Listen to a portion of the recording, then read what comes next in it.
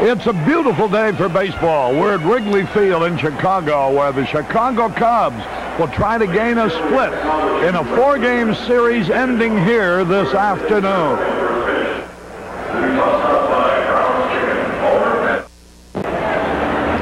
It's a beautiful day for baseball.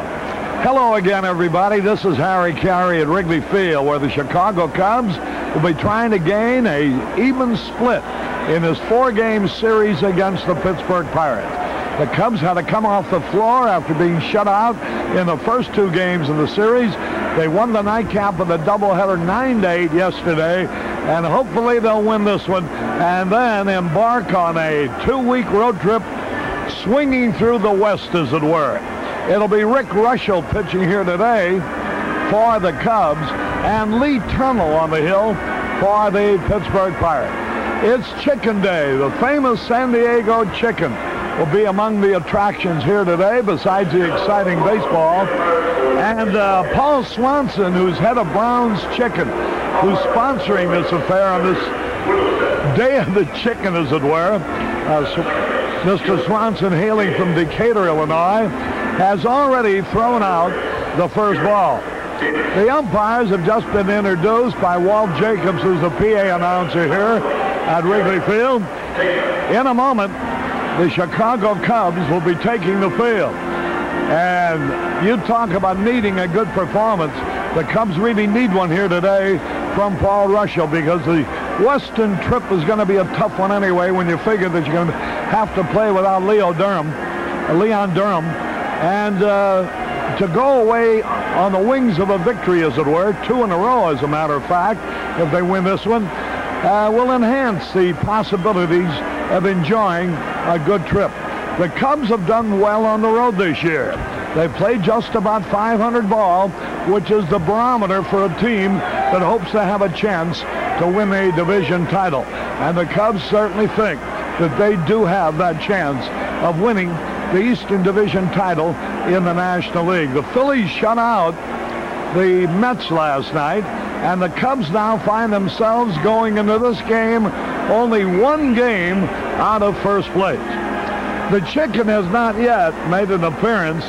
There is a romantic note scheduled for a little bit later on in the day, along about the 5th inning. The Chicken is going to visit a young lady who's in one of the box seats. She will be enjoying a box of Brown's chicken. And in the chicken, though, she will find, instead of chicken, an engagement ring, which will be a rather subtle way for Tony Lazzaro to ask for her hand in marriage. Now, our national anthem.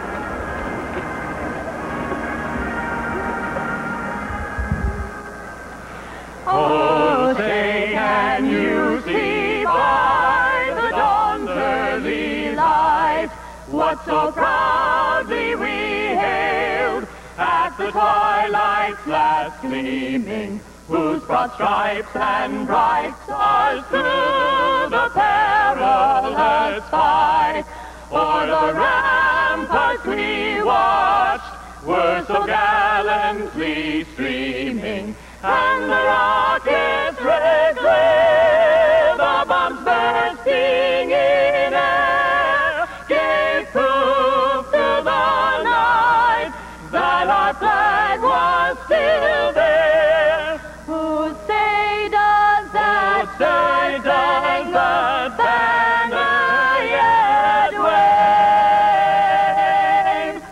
For the land of the free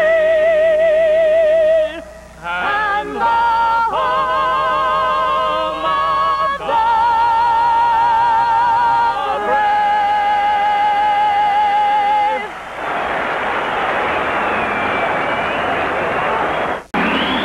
Hello again, everybody. Harry Caray and Steve Stone, and there's some things more important than others. And there is a young man named Steve who secrets cigars up his sleeve, and in his coat jacket carries many a packet to ignite, to smoke, and to pee.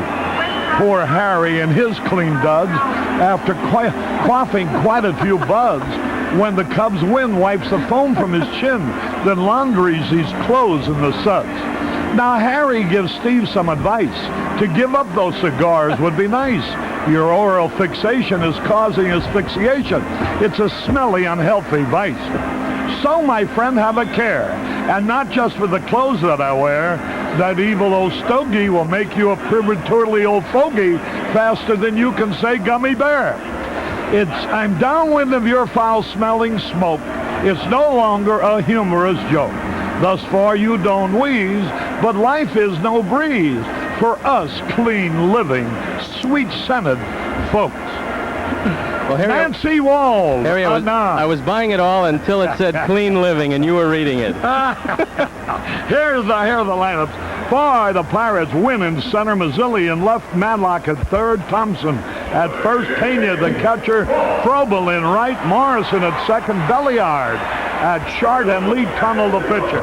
For the Cubs, Dernier in center, Sandberg at second, Matthews in left, Moreland in right, Hebner at first, Davis the catcher, Say at third, Boa the shortstop, Rushell the pitcher. The umpires are Terry Taylor behind the plate, Jerry Davis at first, Jerry Dale at second, Harry Wendelstedt at third. Here's Marvell Wynn, the first pitch of the ball game in the first strike. Take a look at the sinker of Rick Rushell. If he throws it low and away consistently today, he'll have a good day. A bouncing ball. Hey, hurry up. He doesn't cover. That's a rare mistake for a veteran. Rick Rushell broke for the ball. Hebner had already feeling the ball, and Hebner had nobody then to throw the ball to. It's an infield hit for Marvell Wynn. Hebner just was inserted at first base. A little lack of communication. It cost Rick Rushell a base hit. Marvell Wynn. You rarely see Rushell not fare well with the fundamentals of the game for a pitcher. Like fielding his position and covering first base, he's extremely good at it. Here's Lee Mazzilli, the left fielder. Marvell Wynn at first base. Boy, that's his sixth hit of this four-game series. And what a great leadoff man he's been. He's there, Bobby Dernier. Here's a long drive, deep right field. That may score the first run of the ball game. And here goes Marvell Wynn racing to the plate. He'll make it easily. 1-0 in favor of the Pirates. Mazzilli doubled into the right field corner. Here's one of those sinkers that doesn't get low and away. It stays up and out over the plate, and Lee Mazzilli pounds it into the corner for his 13th RBI.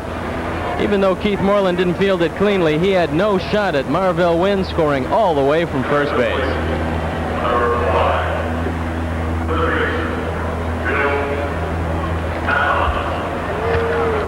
Here's Bill Madlock now. Didn't take them long. You know, in 3 of the 4 games, Marvell Wynn has led off with a base hit to start the game. He tried to bunt, but he missed. 1 strike and nothing. That might have been a decoy. Bill Madlock hitting .258. 4 out of 8 in this series, 2 home runs included. Fastball a bit inside.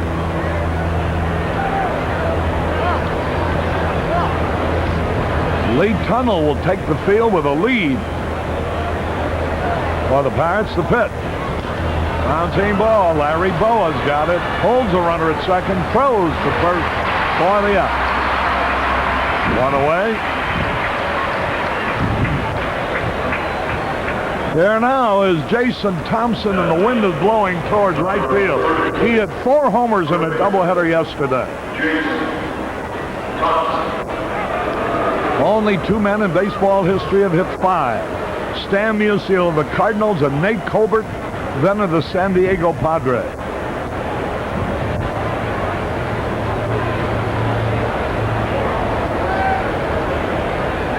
Five of his 8 home runs have been at the expense of the Cubs. There's a ground ball. Larry Boa is going to field it. He'll throw to first for the out. Jason Thompson rolled to Boa. And Mazzilli advanced to third. Here's Tony Pena now.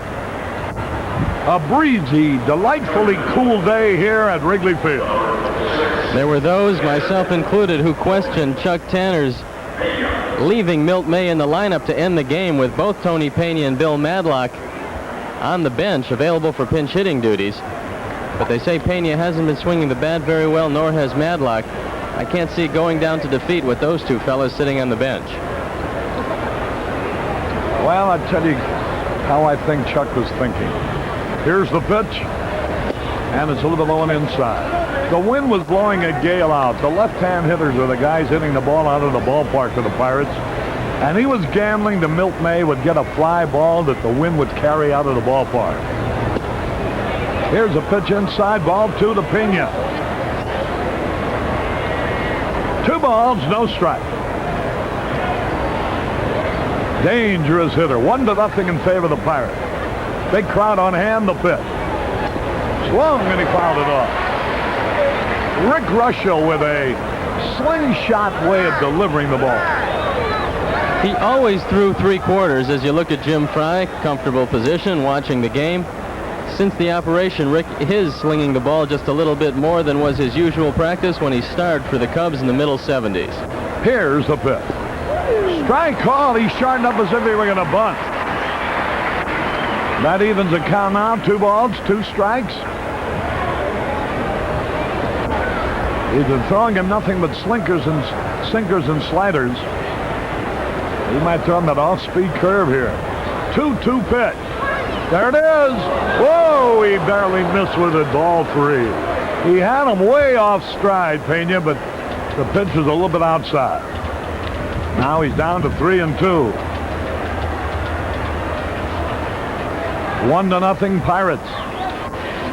A scratch leadoff hit was turned into a run when Mazzilli doubled into the corner. 72 degrees here. Wind out of the northwest at 15. Swings and he fouls it off. So the ball will push, the wind will push the ball towards foul territory if it's hit straight away right field. The way the wind seems to be blowing. 3-2 pitch. He tried to check his swing and he fouled the ball off. And Reuschel got a break. That was ball 4. Pena couldn't get the bat out of the way. He'll have another opportunity. He's trying to jam him with the fastball. He's getting it up a little bit. That's not a good sign to Tony Pena. The pitch. Oh, he walked him. And here's Doug Frobel, the young outfielder who hit the ball out of sight yesterday. He cleared the WGN camera location in center field. How about showing us that location, Arnie? Who's behind that camera today? Bruce Moselle is back there. He's got a glove out there today, Arnie says. He'll catch it if Frobel hits another one. Boy, this guy's got a great home run swing. The pitch. Low outside. Frobel said in the minor leagues he had a pretty good idea of what he wanted to do, but when he came up here, pitchers found his weak spot in a hurry. Fastballs up and in. They exploited him early in the year. The pitch. Ball 3. And Reuschel is really struggling.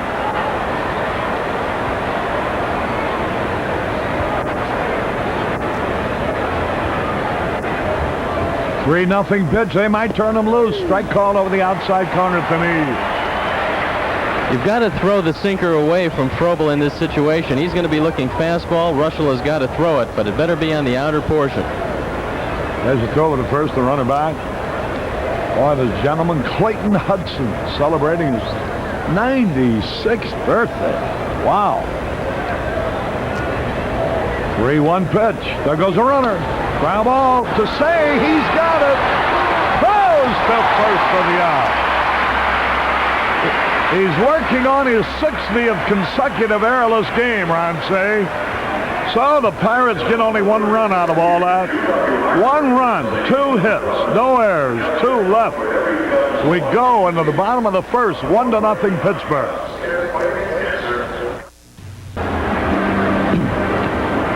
Harry Carey back at Wrigley Field. We go into the bottom of the first inning. Lee Tunnell can be very, very good, and then you can get to him in a hurry. It all depends on the location of his pitches, I guess. That's the epitaph that'll be written across the tombstone of every once pitcher in the major league. He had a little arm problem last time out. He pitched against the Phillies. Pitched 2 1/3 innings, gave up 5 hits and 5 earned runs, then left the ball game. And being shuttled in and out of the starting rotation doesn't do anybody's arm any good. Lee Tunnell's included. He's got a good fastball. It's especially effective when he keeps it down. He's got pretty good velocity. He's not one of the strongest of the starters of Pittsburgh. That's one of the reasons why Tanner has not inserted him in the starting rotation on a regular basis. He fills a spot as a 5th starter and long man occasionally. It's difficult to keep your consistency with your control when you're not in the starting rotation. So if he has some problems with the control today, the Cubs can take advantage of it, and the left-hand hitters for the Cubs will be favored. The wind will blow the ball out over the right field wall. It's very strong, blowing from left to right. The only 2 left-hand hitters in the Cub lineup will be Richie Hebner and Larry Bowa. The national anthem was sung by a group, a vocal quartet known as the Colossal Nerve. They're appearing at Orphans on Lincoln Avenue, and they did a great job with the national anthem today. Here's Bobby Dernier leading it off, hitting .316, 1 homer, 16 RBI.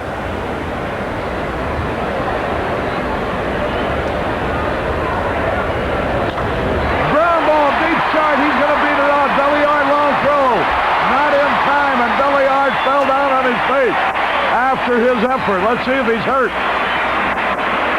Boy, the little 5'8" shortstop. He might have twisted that left foot a little bit, making a great effort. Here's a ball that he shouldn't have thrown because there's no chance to get Dernier. Let's watch it. He keeps the ball in the infield. It's driven by Madlock. Watch the backhanded play by Belliard. He might be able to throw Tony Garofalo out from there, but certainly not Bob Dernier. And it cost him perhaps an injury that will force him to leave the game. There you can see him. He planted that foot. That's the one that he turned. I don't know whether he could have thrown Tony Garofalo or not on that play, but I know he could have thrown you out. Not from there, Harry. Not without a gun, at any rate. With you carrying all those cigars? My gosh, that added weight alone would make it impossible for you to run 90 feet. Tony Bartiromo is out there taking a look at it. They're in trouble because Dale Berra has a stiff neck. He might be forced into action. And that's going to be it for Belliard. Nah, that's life. And then here the kid gets a chance. And I'll bet you he was so enthused about getting an opportunity to start this game at shortstop. And on the first play of the ball game, looks like he may have twisted. Let's just hope it's a sprain of the ankle and not cartilage problem in the knee. It's his left ankle, Harry. I don't think there's any knee problem at all, but it doesn't look like they're going to let him walk off the field. They want to take all the pressure off of it. They're carrying him. Here's Chuck Tanner. There's Tony Pena. And Grant Jackson, who's the pitching coach. Now Jackson takes them all by himself.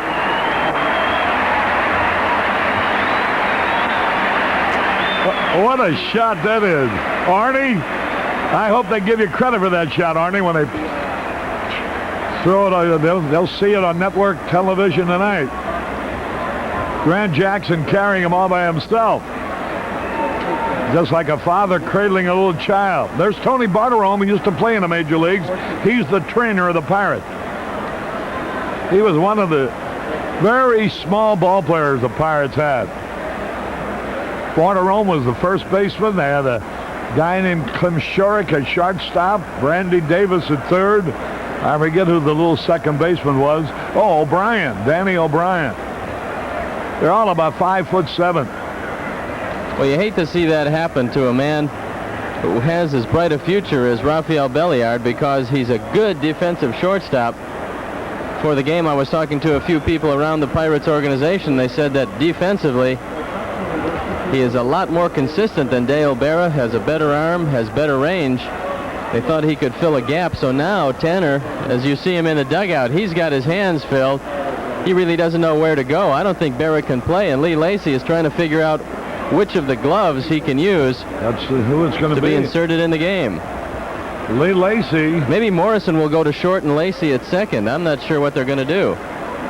I think that is what they're going to do. There's Lacy moving into second base, and probably Jim Morrison will move to short. That's what it is. Morrison will play short now, and Lee Lacy replaces Belliard in the lineup, so he'll be hitting eighth, but he'll add a lot more punch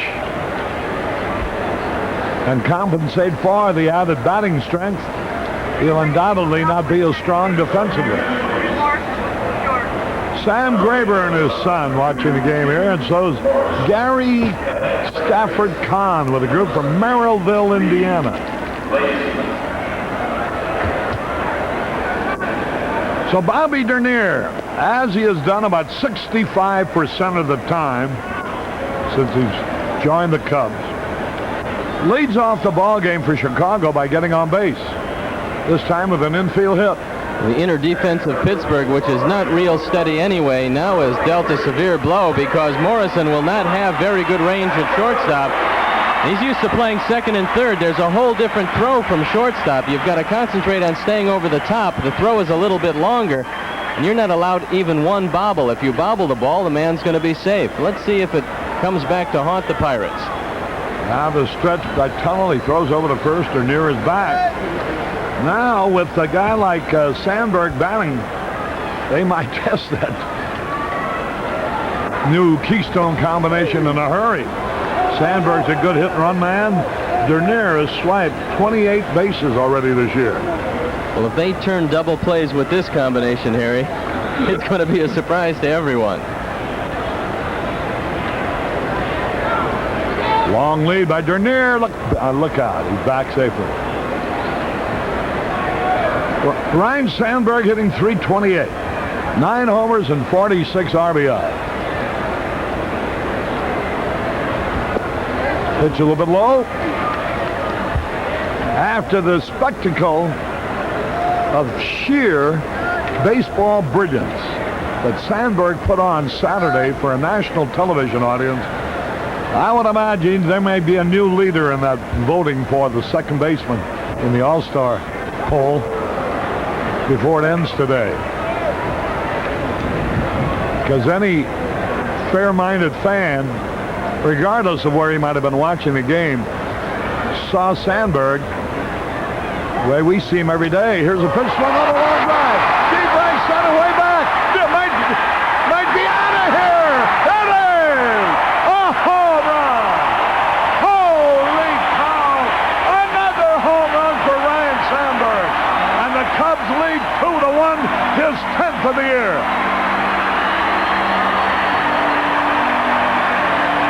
Home run number 10 for Sandberg. RBI's number 47-48.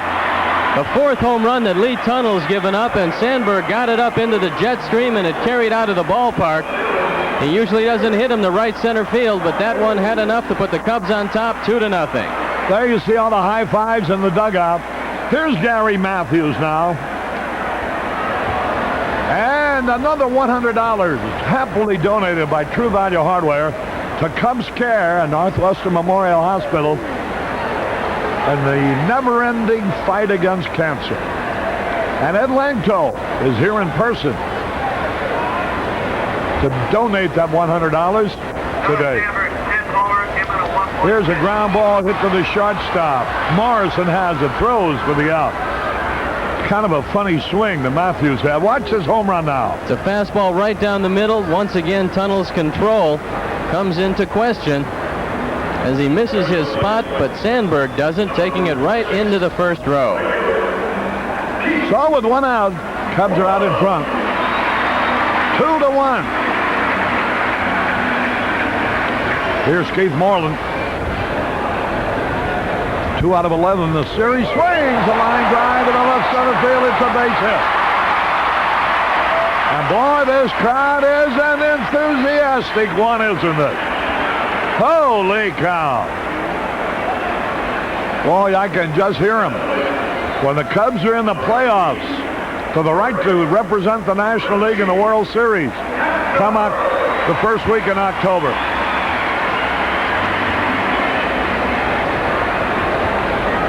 There's Richie Hebner, and the wind could not be blowing more perfectly for a hitter of his stature and ilk. Fouled it out of play. Ilk? That's a good one. Oh, sure, I come up with them. While you spend your time smoking cigars, I'm reading high-class literature. From the Ilks Club, no doubt. Yeah, Brotherhood BPOE. Post 992. Here's a fastball low.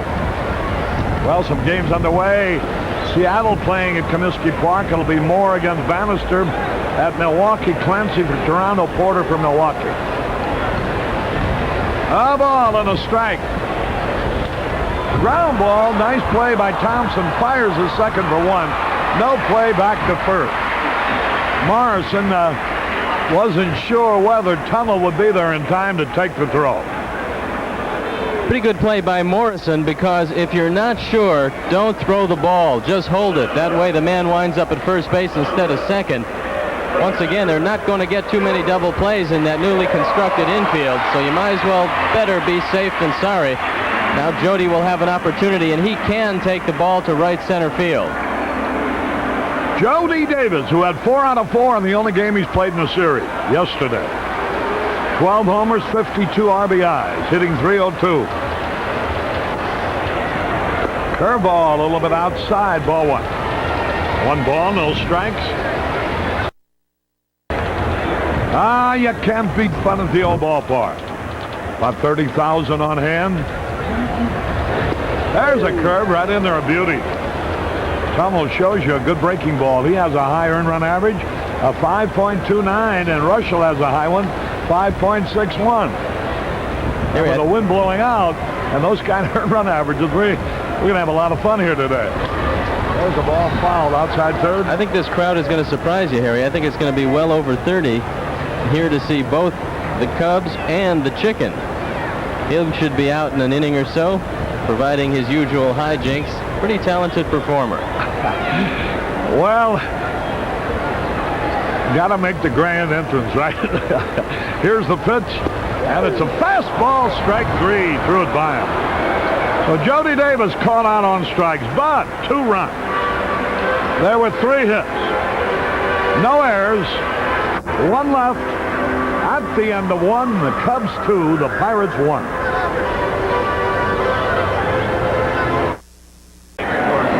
Harry Caray back at Wrigley Field.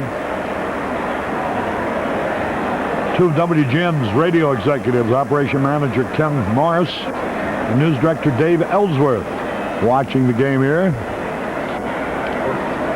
Here's the pitch to Jim Morris on a ground ball. Say can't reach, but Boa does, and he throws him out. Ron Say made a diving attempt, couldn't get to the ball, but Larry Boa fields it behind him and with a strong arm gets it. Morrison's a pull hitter. Boa's playing him in the hole. A nice play by Larry. He needs the good, solid throw. There you see him fire it across in time by an eyelash. 1 man out.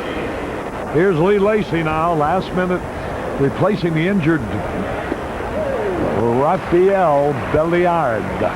Lacy gives him a little pop in that number 8 spot. 6 home runs and 28 RBIs. A ball and a strike to count. Big Cub fan Bill Lavendorf from Roanoke, Illinois here today. He has Cubs 84 across his license plate, his automobile.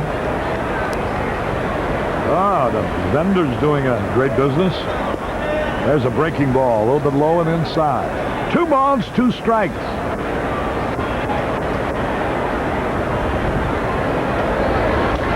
Base hit to right.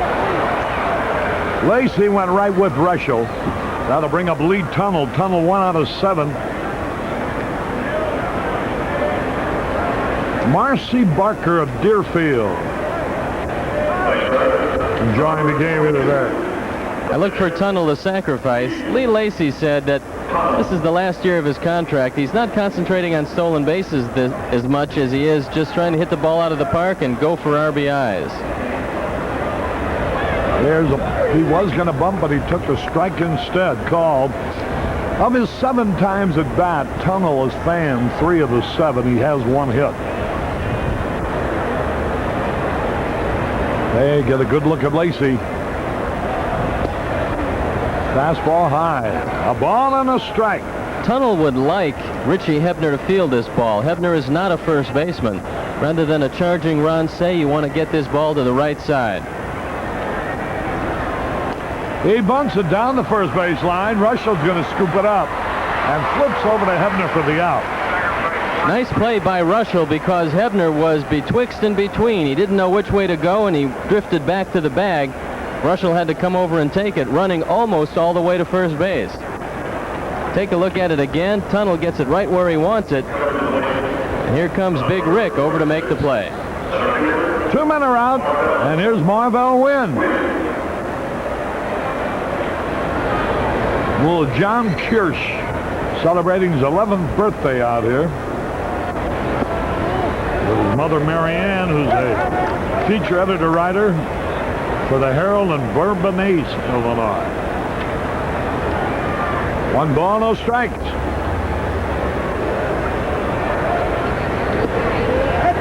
Boy, this Marvell Wynn was a local kid out of Hirsch High School. He's hitting .289.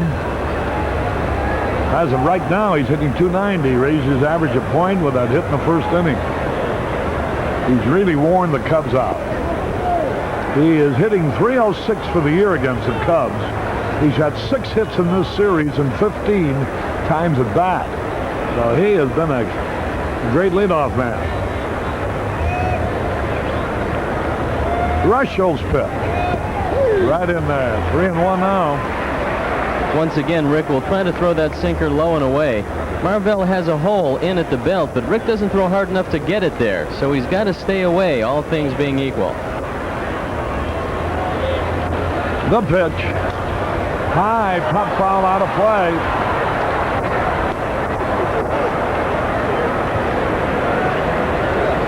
Ryne Sandberg responded to the roar of the crowd as he stepped to the plate by hitting a 2-run homer. His 10th for the year. He now has driven in 48 runs.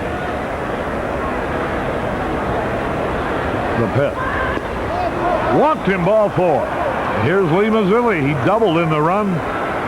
His first time up. Mazzilli, a switch hitter. He's 4 out of 14 in this series, and he has shown great discipline up at that plate. He makes you throw strikes. Mazzilli said something interesting before the game, Harry. He said, forget about Parker and Easler. The man that really hurt the Pirates was Richie Hebner leaving him. He felt it was a big mistake for the Pirate brass. Here's the pitch inside. I think they'd be the first to admit to that mistake.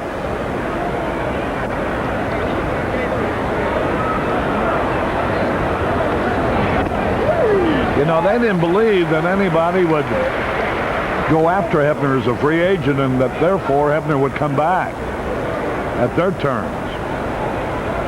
But Dallas Green immediately pounced on the opportunity. Here's a fastball low and outside. 2 balls and a strike. Boy, he's got to be fearful of this guy with the wind blowing toward right. He's a good hitter. Lee Mazzilli.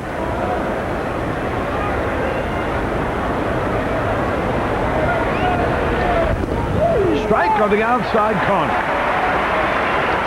You see Jody pounding the glove inside to make Mazzilli think that Russell is coming there and then slowly drift to the outside. It's easy for the man at second base to give location with either his head or hands. Now the pitch. There's a high drive in the right field. Should be caught. Moreland comes over and he hooks. Mazzilli flied to Moreland in right center. Moreland instinctively took a backward step and then had to recover. Ran laterally and hauled it in. No runs, 1 hit, no errors, 2 left again. We go to the bottom of the second. The Cubs 2. The Pirates 1.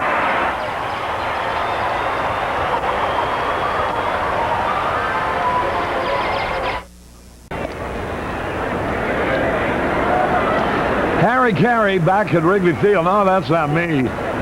That's the chicken. Why didn't you give that chicken a couple of years cigar? He could foul up the atmosphere out on the field, too, as well as up here.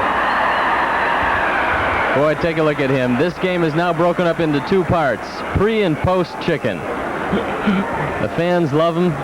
He's good entertainment. And most of the players, almost without exception, take it in the spirit to which it's intended. He sure got skinny legs. There's a line drive. Hit by Say to the pitcher, who jungled it and still could have caught it before it hit the ground. But then he dropped it, and I think Say will get a hit on that, because that ball was hit like a bullet. Watch this. Hit his foot. Right off his shoe, then he bobbles it around a little bit. Ron Say with a base hit, and now they've got to check Lee Tunnell. Looks like it hits right off his shoe, off his hand, back off his glove and his hand one more time. Sometimes it's tough to get a handle on the ball. You know, if that didn't hit the dirt, if it just hit his shoe and bounced up like that, you might have had to score that play shoe one. I think it did, because Terry Tata is mentioning now to Jim Fry that it did hit off his foot. So had he caught it, he would have been out. Yeah. Here's Larry Bowen out. That's a hit for Say. Boa 0 for 5 in the series, hitting .235 for the year. There's a strike call. Shortstop Belliard has been taken to Northwestern Memorial Hospital. We also have an update on his condition before the for X-rays. Meaning Rafael Belliard was taken to Northwestern Hospital. We'll have X-rays taken of his lower left leg and ankle. They're taking X-rays of his lower left leg and ankle. And we'll have a further report on the condition of Rafael Belliard. 1-1 pitch. Low and outside, ball 2. The chicken, meanwhile, is entertaining. Goes through hit and run signals, steal sign. I hope one of those signs. Other things. Hope one of those signs is the bunt, Harry. I'd love to see Larry bunt the ball down the first baseline and make Thompson field it. There's the pitch. Wide, ball 3.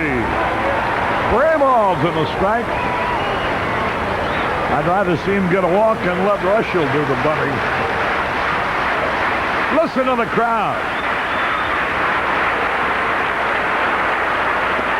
Ball 4, he did walk it. And the Cubs have runners at first and second with nobody out.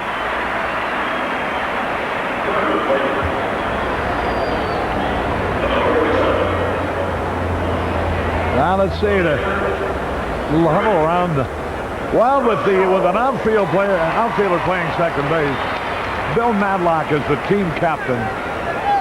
They've got making sure they understand what's to be done when Rushell bunts. Well, Morrison hasn't been at shortstop either, so two infielders really have no idea about the defense. Madlock is explaining it to him. What usually will happen is Lacy will have to break to first. Morrison will have to break to second, depending on where Madlock goes. If Madlock comes in aggressively, then Morrison will have to break to third. So let's see what happens.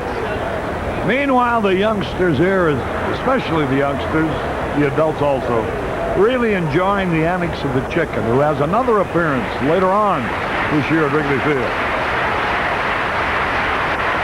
Whoa, did it hit him or did he bunt it foul? He bunted it foul. Well, that's a good way to break up the sacrifice. Throw the ball right at the batter. Rick was pretty lucky. He was able to get the bat in the way of the ball. That one was right in the middle of his Cubs logo. You're watching Chicago Cubs baseball through WGN Channel 9, Chicago, America's #1 sports station, where you see the news each evening at 9, on 9. Strike called. He was going to hit away that time. Now Rushell's in the hole 0-2. Bobby Dernier on deck. There's Lee Tunnell.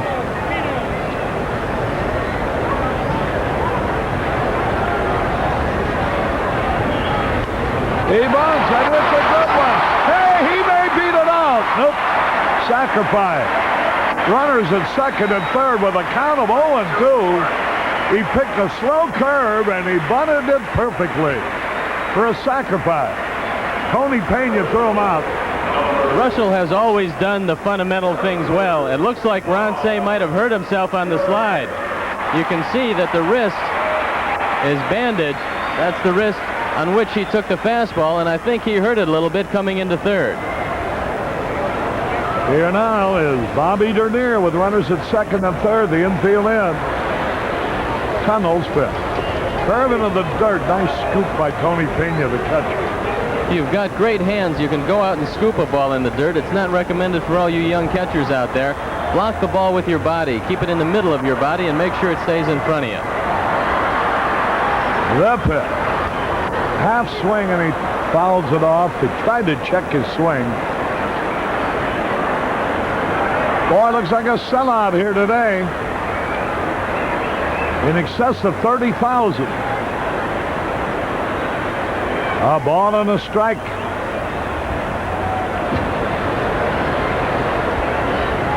Bobby Dernier, the hitter. Runners at second and third. Only one out. Right back to the pitcher, and they got Sade trapped between third and home. And now he has been tagged out by the pitcher, Lee Tunnell, who did not even have to throw the ball. Good execution by Lee Tunnell, and that's what you should do if you get a runner hung up. You run right at him and make him commit himself. Don't throw the ball. You've got to see where the runner's going to go. When Tunnell realizes Say's in the middle between third and home, he just runs right at him. If you don't have to throw the ball, you can make the play yourself. That's what Tunnell did. And more importantly, he kept Boa at second base and Dernier at first. Listen to the hand for Ryne Sandberg.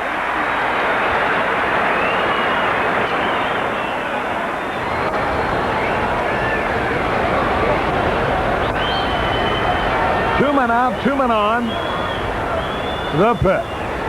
Curveball a little bit high, ball one. 1 ball, no strikes.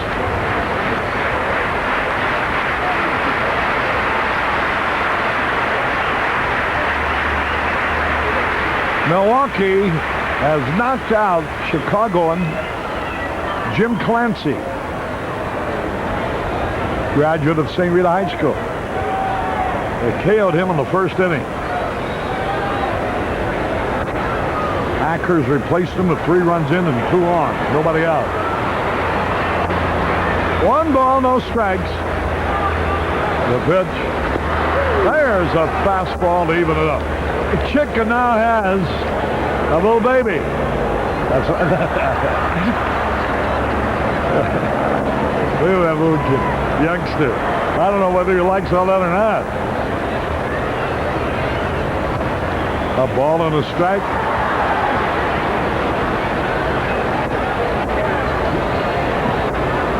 John McDonough's little daughter, Colleen, is the little baby that the chicken was holding. The pitch. Bouncing ball, deep shot. Morrison fires in time at second base for a force out.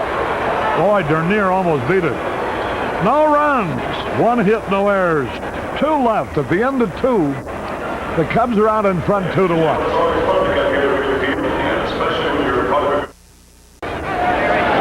Harry Caray back at Wrigley Field. The chicken now is parading down the aisle behind the Pirate dugout. There you see him prancing around. Here's Madlock. That evens a count of the ball and a strike. Madlock bounced out his first time. There's a little pop fly. It's going to drop. Base hit. Madlock bloops a single to center.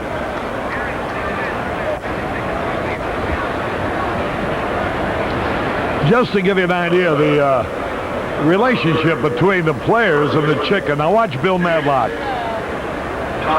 A lot of good-natured kidding back and forth. Here's Jason Thompson. A runner at first. Nobody out.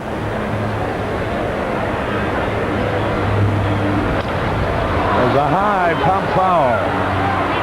Gary Matthews chasing him because of, hey, just barely fouled too. The wind.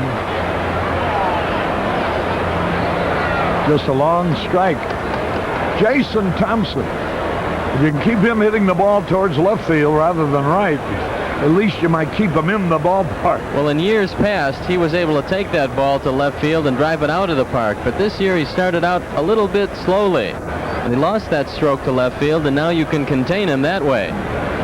When he was hitting the ball to all fields and hitting him out of the park, he was a tough man to keep in the ballpark. So Russell will try to keep the ball away and down preferably. Here's the pitch. A little bit low.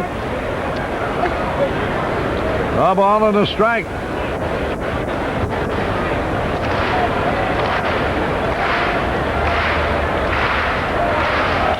There's a base hit like a bullet. Runners at first and second, nobody out. Russell hasn't exactly dazzled the Pirates yet. That's their 5th hit already. We're only in the 3rd inning. Milwaukee got 5 in the 1st against Toronto. Here's Tony Pena.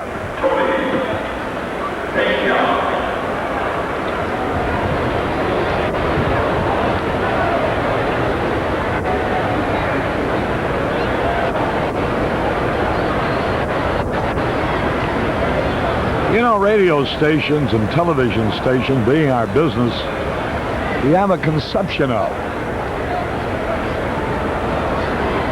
Here's a pitch to Pena. Drive, left field, going back. Gary Matthews makes the catch. Boy, I'm glad he hit that to left and not right today. 1 out. There's the chicken. Pena hits it right on the nose, but the wind keeps it in the ballpark. The Sarge moving back, making a good catch. He sees Madlock straying a little bit at second base. Gets the ball in a hurry. Here's Doug Frobel. Now here's a guy you got to worry about that wind. Free swinging left-hand hitter, likes to pull the ball. Fastball a little bit outside. 1 ball, no strikes.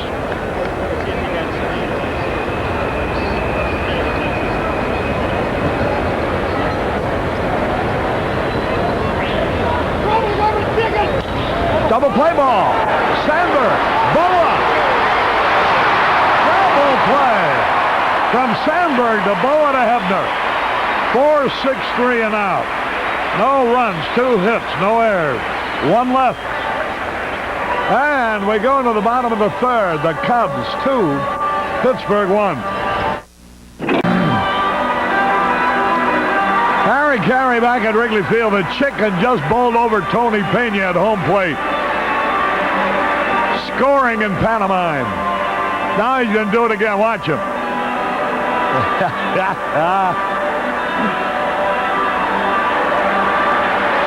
Slow motion.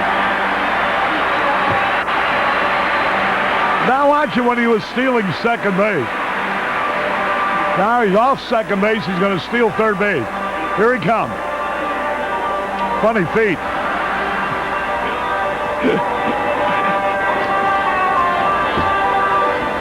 Now here he is going to steal home again. Here he comes. That doesn't need any color, Harry. That's as colorful as you're going to get. You know, I mentioned in our business, we know radio stations and we know television stations. We have an idea of the towns they're in and so forth. Newspaper business, I don't know that much about. I mentioned the other day about a column written by a Melissa Isaacson. And the only way I had any idea where the column came from was because her mother sent me a copy of it. And it was, I think it was Cocoa Beach, Florida. Now, I don't know anything about the Gannett News Service or about the Today, the newspaper named the Today, but I'm not kidding you, over 150 copies from various people have come in. So, can Cocoa Beach be that big? Here's Gary Matthews to lead it off. 2 balls, no strikes.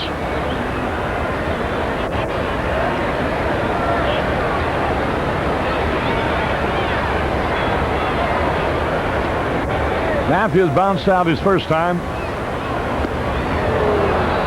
Try to check his swing. He's fouled it off. True Value Hardware. I mentioned Ed Langto being on hand, and he's already donated $100 to Cubs Care at Northwest Memorial Hospital in the fight against cancer. True Value gives a home run. For every home run, gives $100. They're having a sponsored party here, and Mr. and Mrs. Ed Smith from Muskegon are in that group. There's some Chicken fans. High pop foul. Being chased out of play. A pop foul down the third baseline is going to blow back toward fair territory, but down the first baseline, it's going to blow out of play. The fielders have to adjust to it. There you take a look at the flags, and it's really blowing above the ballpark. It doesn't affect it until the ball gets above the level of the stands. So the left fielder, third baseman, and shortstop have got to be very careful. They can't give up on a pop foul. Nobody on, nobody out. 3-2 on Gary Matthews.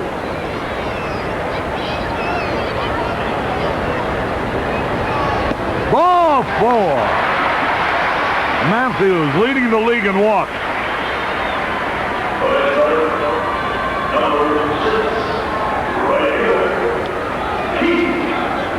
That's Joey and Nicole Landmark. There you see the family there. Oh, a lot of youngsters here attracted by the chicken. Here's Moreland. Singles first time up. Fastball right in there. Lee Tunnell has struggled a little bit with his control here. That's to be expected, but now the Cubs have to take advantage of it. A squandered opportunity in the second inning. We've seen many times where that's come back to haunt the ball club. You want to put them on the board as quickly as possible and perhaps get into that Pittsburgh bullpen.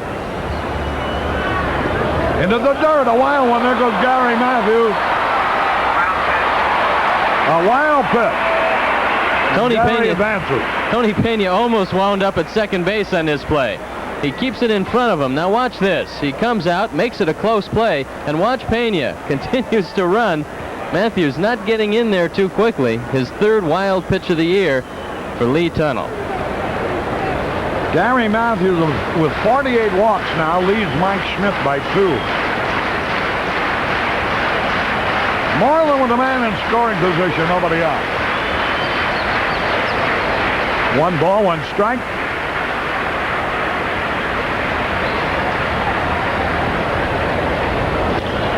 Right back to the pitcher, and they got Gary Matthews caught. Oh, boy, that was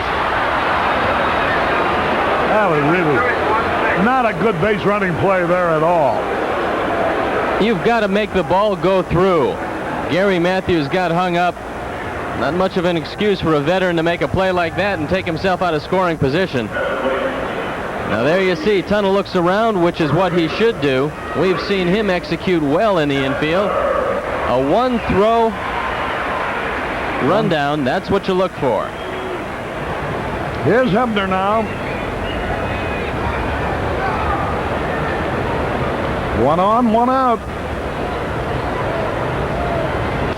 Swings, and he fouls it off. Hebner, who can hit that long ball, is the only left-hand hitter in the Cubs lineup. It's the son of the chicken.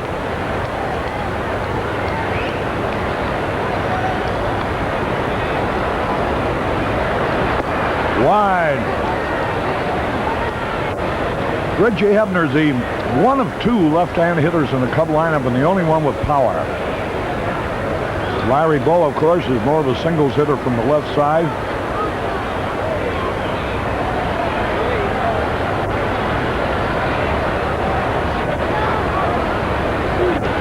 A ball and a strike.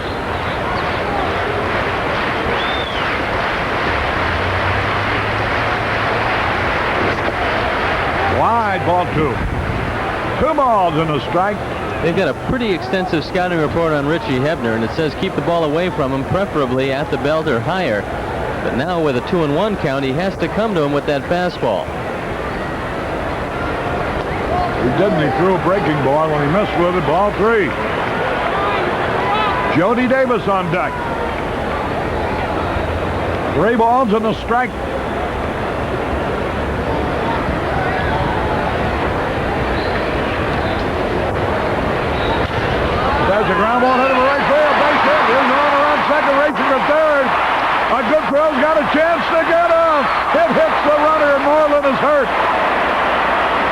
It hit Moreland in the back of the head. He's coming to his knees like a punch-drunk fighter. Runners at first and third with one out. A strong throw by Froebel, but it hit Moreland right in the back of the head. There's Jim Fry with his arm around him. This throw's got a shot at Moreland, but we've seen for the second time in 2 days a throw hit the runner to the Cubs' advantage. A good, strong throw by Froebel. Guess this is why they call him Zonk. That ball zonked him in the back of the neck. They're still looking at him. Let's take a look at it. The throw comes in as Moreland goes into his slide. That had to hurt. He's going to stay in the game. He's feeling his head. Well, a linebacker at the University of Texas, it takes more than a beanball to hurt him. Fortunately, that helmet didn't come off when he was rounding second base. The Cubs have something going. Runners at first and third, and the fact that Lee Lacy is unaccustomed to second base allowed that ball to sneak through there. Johnny Ray would have been in front of that easily. There's Jody Davis.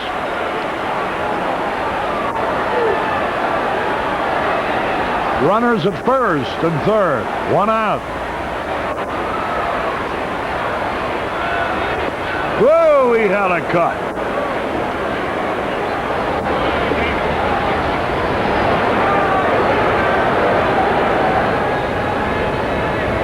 Two to one in favor of the Cubs, bottom of the third. A lot of action for so few innings.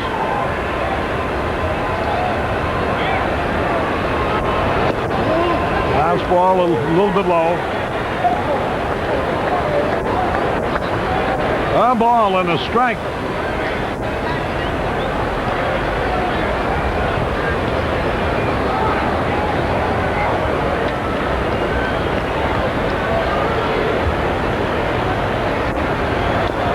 He had a good cut, but he fouled off a low fastball. 1-2, Jody Davis in the hole now. He was out on strikes in the first inning. Davis with 52 RBIs. Ryne Sandberg up to 48. Now has 10 home runs. Lee Tunnell hasn't thrown that curveball consistently well, but he's likely to try it right here ahead of Jody Davis. He'll try something off speed, preferably breaking and away. There's the breaking ball a little bit outside. That evens the count. 2 balls, 2 strikes. Hebner, the runner at first base.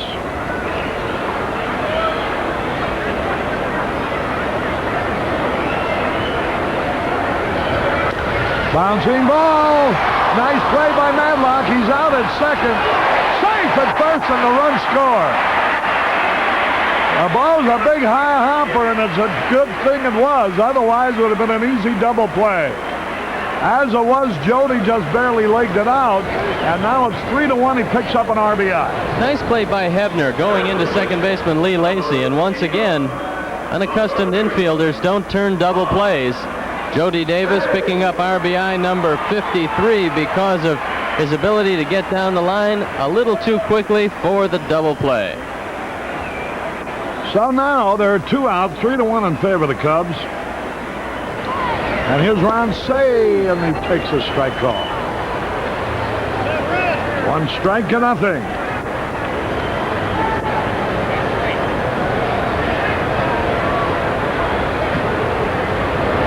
A high hopper foul down the third base line.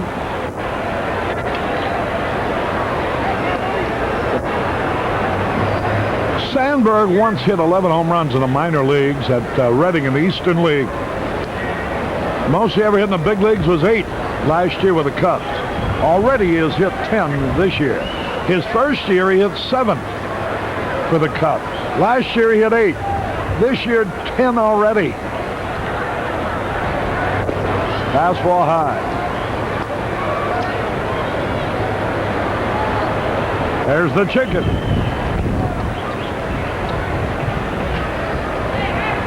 One and two the count.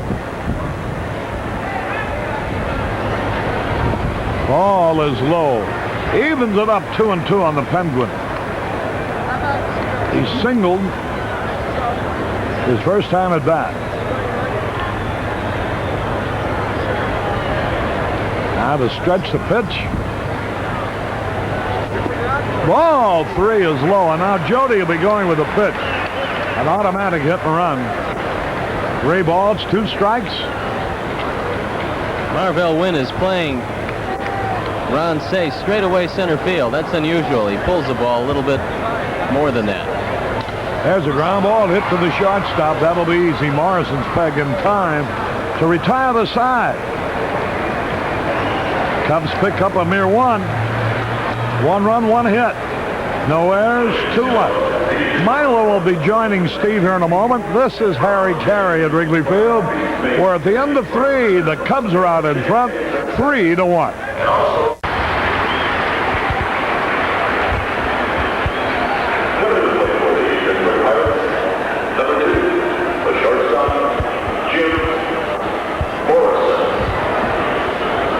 All right, we're ready to go to the 4th inning, and Jim Morrison will be leading it off. Chicken got this crowd all revved up. Morrison was thrown out in the 2nd inning on a great throw from deep short by Boa. As we go to the 4th inning here, Milo Hamilton greeting you along with Steve Stone, and the Cubs trying to get out of town on a victory note and split this series, and what a homestand that would give you if you could do that. Well, Rick Rutschel is battling him so far. He's gotten out of a couple nasty jams. The Cubs have been able to put a few runs on the board. Like a few more before this one's over. 2 balls and a strike. Morrison started the game at second, then with the injury to Belliard moved over to short. So they're playing with a patched up infield as the Cubs had to a couple of days ago. Good stop by the Penguin. Whirls, throws, and got him. Little whirling dervish by the Penguin right there. And notice how he handles this one. Nice play by Ron Cey. Does a complete 360, rights himself, and makes the throw. Probably the most accurate throwing arm in the major leagues. And here's another first baseman. Take a look at the Chicken, taking a little infield practice before this one started. Larry knocks him down with the throw. And Lacey, who had a base hit in the 2nd inning, fouls this one off, and it's strike 1. We're in the 4th inning. The hits are even at 5. The big blow for the Cubs was a 2-run homer to right center by Sandberg, his 10th of the year, and his first to the opposite field this year. 1 ball, 1 strike. But if you're a right-hand hitter and want to get it out of here today, that's where you better aim it, huh? 2 balls and a strike to Lacey. Well, the big guys can get it out in left, but you're going to have to really crank it. The wind is about 20 miles an hour blowing out toward right field. That ball bounced up over Boa's glove. I think he got a little leather on it, but not enough to play it. So you've got a runner at first, fast runner Lee Lacey. Let's see just what that ball did to Boa. Lacey hits the ball hard. It's hit right at Larry. There you see it. Plays it a little off to the side, and it rolls into the outfield.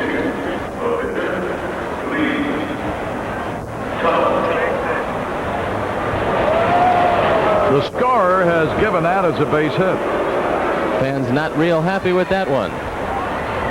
There's a bunt. Rutschel off the mound in a hurry. His target is Sandberg. And that's a 1-4 sack. Makes it 2 away, moving Lacey. And you go up to the top of their order with Marvell Wynn. Wynn has had a hit and a walk today. Wynn is not swinging at the ball off the plate outside. He's taking that one, and Rick hasn't hit the outside corner. Marvell is a pretty tough hitter for Rick because he doesn't have a good enough fastball to get it in under his hands. There you look at Chuck Tanner looking out at his charges. Center field should be easy for Denier. And it is. Side retired. No runs, 1 hit, no errors, and 1 left. In the middle of the 4th, the Cubs are leading the Pirates by 2.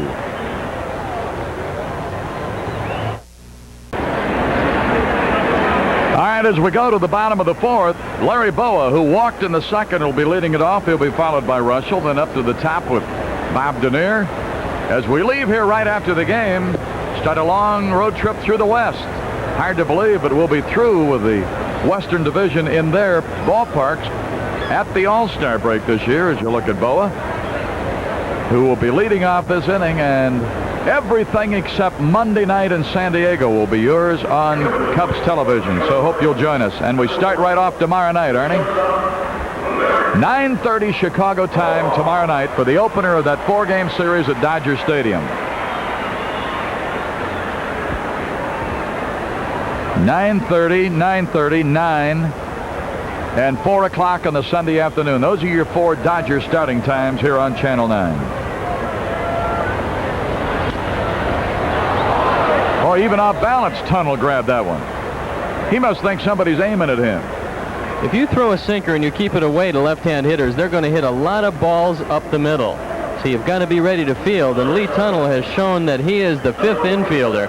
He's fielded very well, and when he's had an opportunity in a couple of rundown plays, he's executed very well. You've got to help yourself if you're going to stay in the game, and Tunnel has done it well today.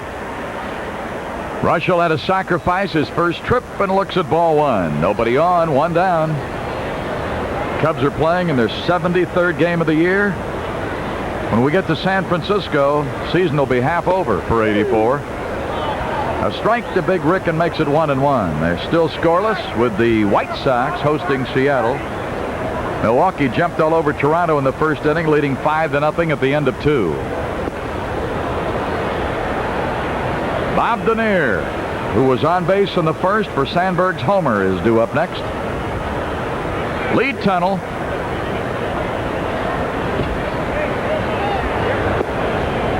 Two and 2. Got a pretty good breaking ball, hadn't he? He throws it well, but he hasn't thrown it over the plate quite as much as he'd like to today. That's not being out there on the mound, but it breaks sharply. 3-2 to Russell. Hey, that's a pretty good seat. A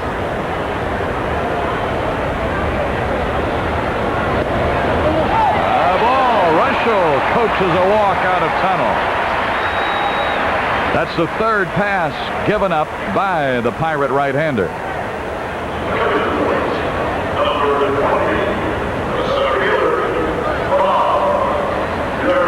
Sheriff Dave Ellsworth up with a distinguished group today.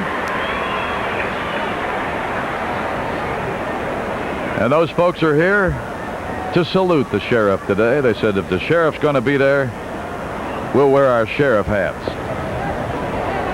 Stu Crane, director, ABC Information Radio Network, and Debbie Golden, manager of station relations. They're not talking shop. They're here to watch the Cubs beat the Pirates. 1-0 to Bobby Denier.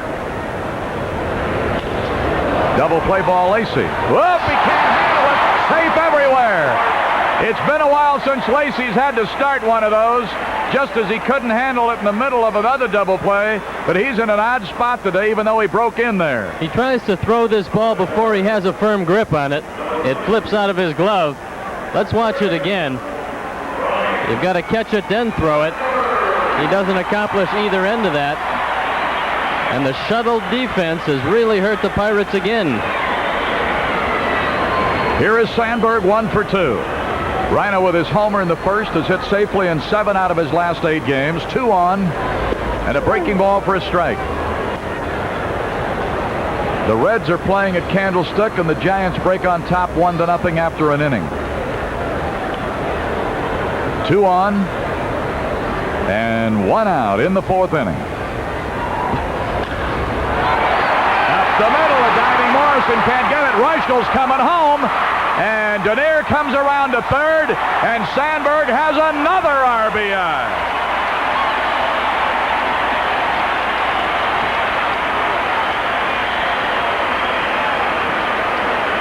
Sandberg's 49th RBI just by the diving Jim Morrison. He almost gets a glove on this. Ruschel scores easily. No problem for Bobby Denier to go into third base, and Sandberg with 3 of the 4 Cubs RBIs today. So Lee Tunnel has fallen behind 4-1 now, and Gary Matthews, who walked his last trip, he'd like to atone for that running rock right here and get Denier home. Your two speed burners are on. Dernier third, Sandberg first. That's the way it looks from the far end of the Cub dugout. The ball bounces away, but no chance for anybody to move. What about that play that bounced away from Pena? What about 60 feet up the third base line, and he almost threw the guy out at second? He almost wound up at second base. He ran halfway into the infield. He's quick behind the plate. He's able to keep the ball in front of him. And Matthews almost didn't get down there. He thought, well, this is a pass ball. I'll just take my time, and he was in by a step only. A little tapper up the third base side. Madlock's got to throw to first. It's out. But Rhino moves down to second. Dernier has stepped on the pay station, and it will go as a run batted in. That was a close play at first base. Dernier's speed set this one up because anybody but Sandberg or Dernier, and Madlock has a play at the plate. He doesn't have one here, and he's got to fire across, getting Matthews. Not before Matthews knocks in his 35th run of the year. That gives him a dozen RBIs against the Pirates alone. A ball to Moreland. Moreland's been on twice, singled in the first, reached on a fielder's choice in the third, and later came around with the third Cub run. So Sandberg, second base. 2 down. Breaking ball just missing. 2 runs are in, and it's a 5-1 Cub lead. Batted in today by Ryan Sandberg is his 49th for the season, which is 1 more than he had in his entire 1983 season, and 5 shy of his major league high set in 1982. That's a ball. So with that RBI, Rhino has surpassed all last year. And I would think before the All-Star break, he'll set a new personal high for his career. He's also sneaking up on Tony Gwynn. Gwynn leads the league with 100 hits. Rhino now has 99. Deep in the hole, Morrison. Long throw. Safe.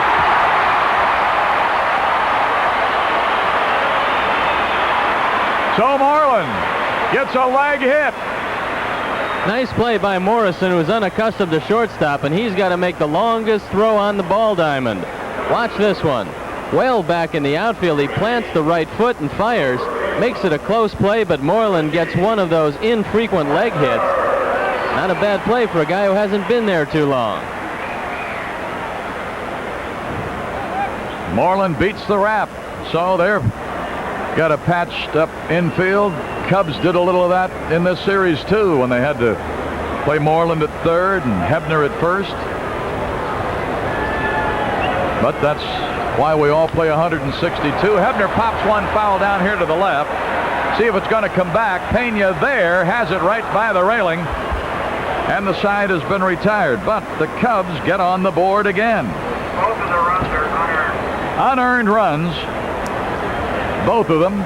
But the Pirates still got to get them in order to catch you. So it's 2 runs on a couple of hits, 1 costly error on Lacey on a double play ball, and 2 men left. The chicken. He's got a Michael Jackson lookalike helping him out with the act right there.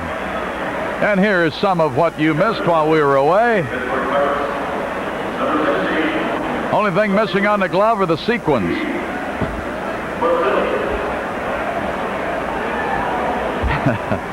All right, now let's go back to it right here in the 5th. Milo Hamilton and Steve Stone as Mazzilli, who drove in a run with a double into the right field corner in the first inning. Then in the second, flied out to right.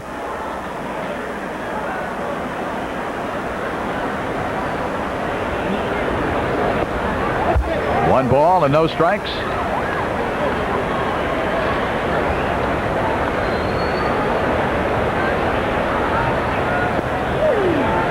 One and one. Mazzilli has really surprised us with his glove work. He's played an outstanding left field, cut off some doubles, and made some fine catches against the ivy. 1 ball, 2 strikes. Hard to believe, though, with him playing every day, that batting average is at 224. Well, you remember a couple years with the Mets, he was up there, wasn't he? And a soft liner to Rhino, and it's 1 away to start the 5th inning. I think that average is going to creep up, Milo. He's been inserted into the lineup and played the greater portion of the month. There you see Sandberg with the line drive catch. But it's difficult when you start the season on the bench and you don't get your timing, suddenly to have to go back and try to get your timing again. It'll come to him. He's a pretty good switch hitter. 1 ball to Madlock, who had a base hit the last time up. He's 1 for 2. Madlock has had 5 hits in this series and didn't play in the 3rd game. He's up to 260 now.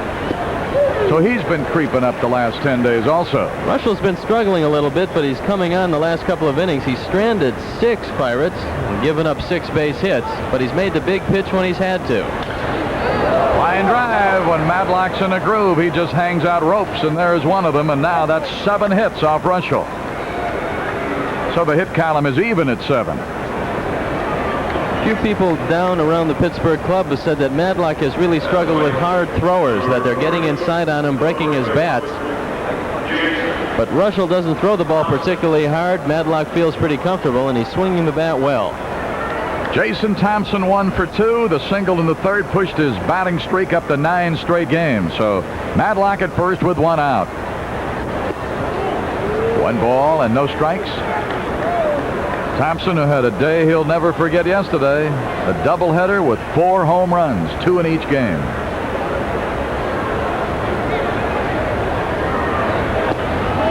Two and 0. From Pleasantville, Iowa, Lois and John Turnage decided the place they would celebrate their 5th anniversary would be right here at Wrigley Field. So all the best on an anniversary to the John Turnages from Pleasantville, Iowa, and there's a fly ball down the left side. Matthews going down toward the corner. It'll drop in for a fair ball. Madlock will be waved.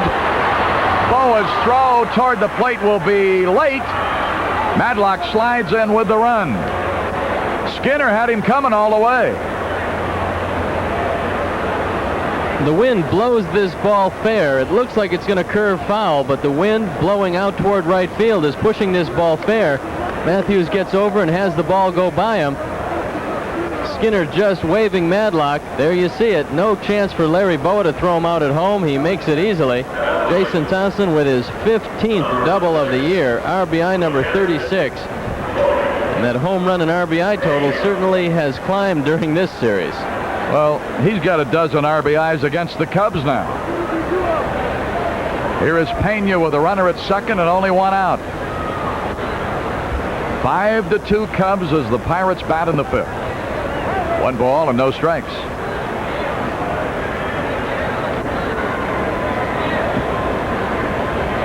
Pena will be followed by Froebel, who demonstrated yesterday he can jerk him out. Base hit through the hole. Matthews will charge. Thompson will come only to 3rd.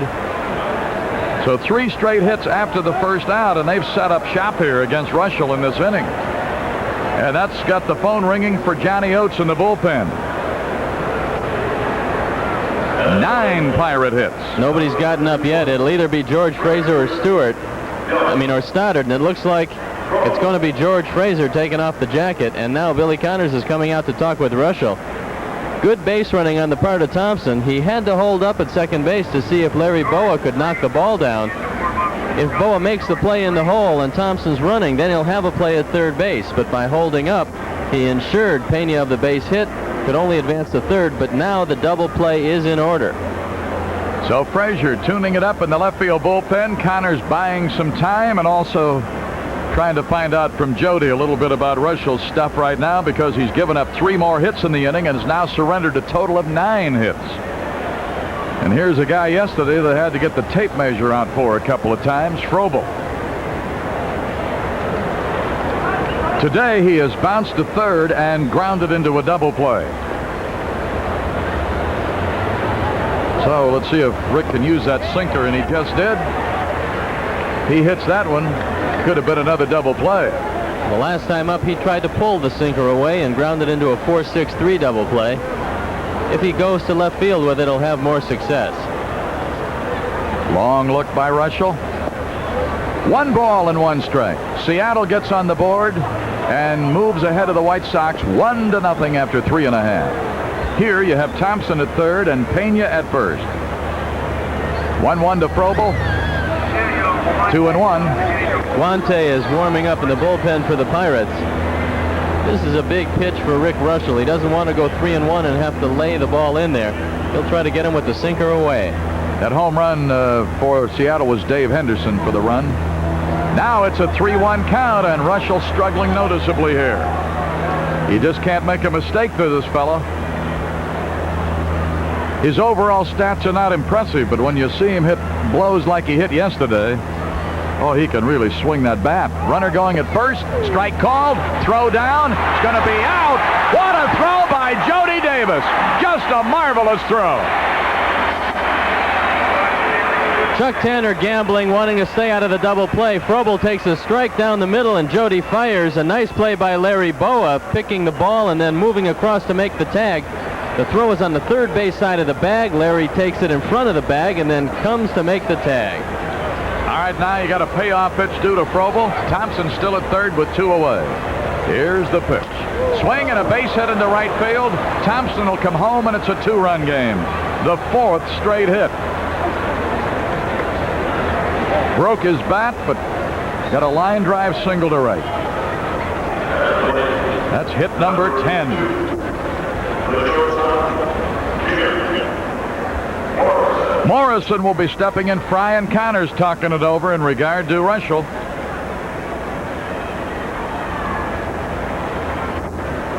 Morrison today is 0 for 2. 2 good plays have gotten him. Boa made one in the second, Say in the 4th. Missed with his fastball, and it's 1-0. Both bullpens are busy. Cubs are leading 5-3. Pirates have put a deuce up here in this inning, 4 straight hits. The caught stealing eased the situation a bit, but Russell still not out of it. 1 ball, no strikes. 1-1.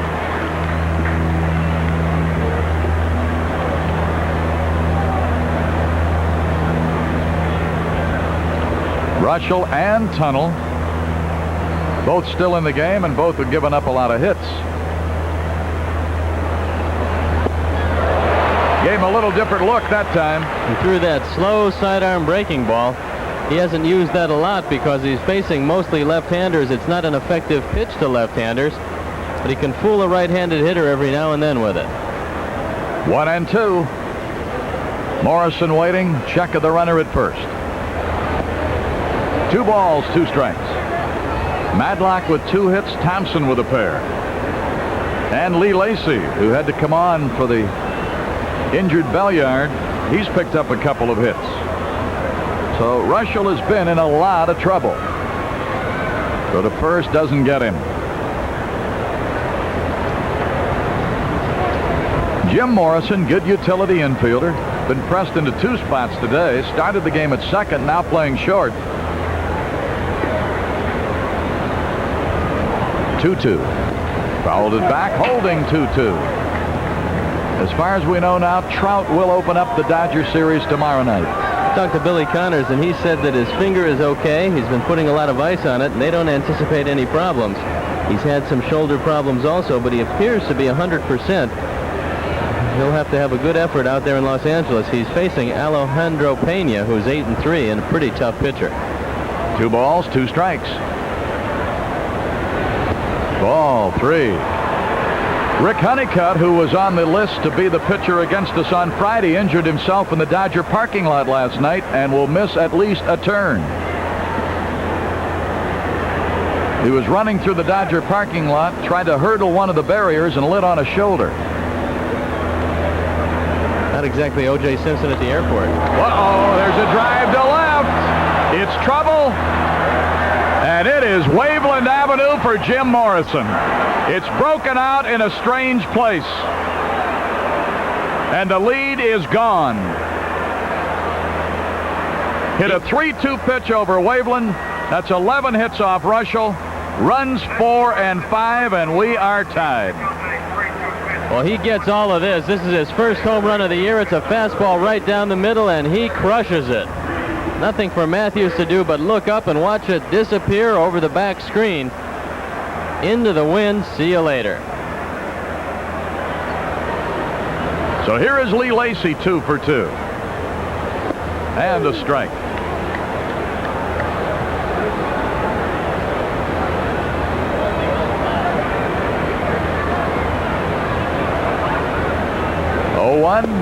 And that's strike 2. Man, oh man. A 4-run inning and 1, 2, 3, 4, 5 straight hits. If he doesn't get the caught stealing on the great play by Jody and Boa, they're in front. That's how big that caught stealing was. Lee Lacy waiting on an 0-2. A little tapper. It's going to die in the grass.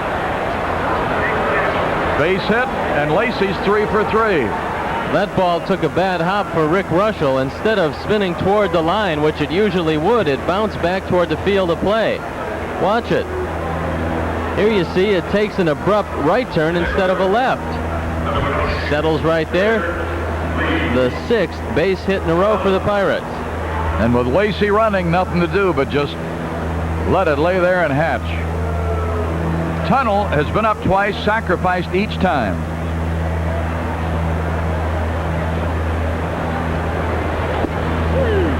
Strike 1 to Lee Tunnel. Pirates, who trailed 5-1 coming to the inning, have tied it. RBI double Thompson, run-producing single Froebel, and a 2-run homer by Morrison.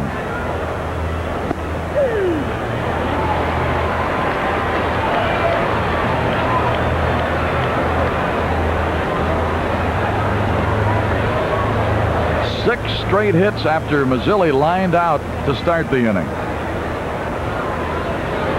Struck him out. Side retired, but the Pirates have an inning.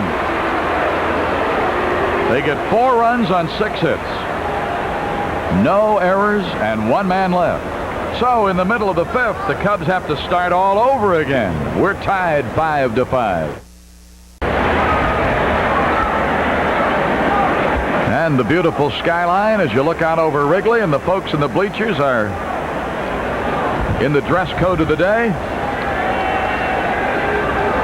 But right now, Jody Davis, Ron Cey, and Boa have to do something about this score again as Arnie Harris brushes one of his famous Wrigley Field portraits for you. Lee Tunnel was going to leave this game for a pinch hitter, but he can thank Jim Morrison's towering home run for his appearance out here in the bottom of the 5th inning. It's a brand new ball game for Lee Tunnel and the Pirates, and now the Cubs have to go to work and try to tack some more up on the board. Now those missed opportunities in the first couple of innings loom large as Pittsburgh has come roaring back.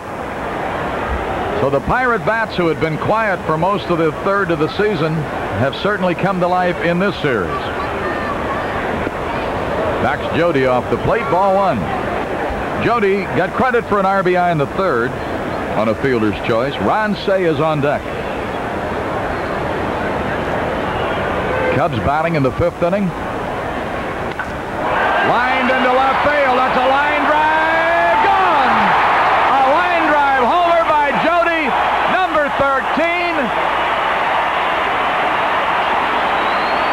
And $100 from True Value for Cubs Care as Jody's blast puts the Cubs back on top. 13th home run, RBI number 54, and Jody took a breaking ball, double clutched, and then pounded a line drive out of the ballpark. Watch how much power he can generate after committing himself. There you see him kind of hang up with the front foot and just drive the ball out over the head of Lee Mazzilli. This ball never got above 20 feet off the ground, and now Harvey Haddix wants a word with Tunnel. So the home run by Morrison kept Tunnel in the game, and the home run by Jody Davis gave him a precarious perch out there on the mound. Let's look at the home run once again, and if you're in the center field bleachers, this is what it looks like. It's still gone from that angle. Boy, did it get out there in a hurry. So Harvey Haddix, the little kitten. Boy, what a little competitor he was.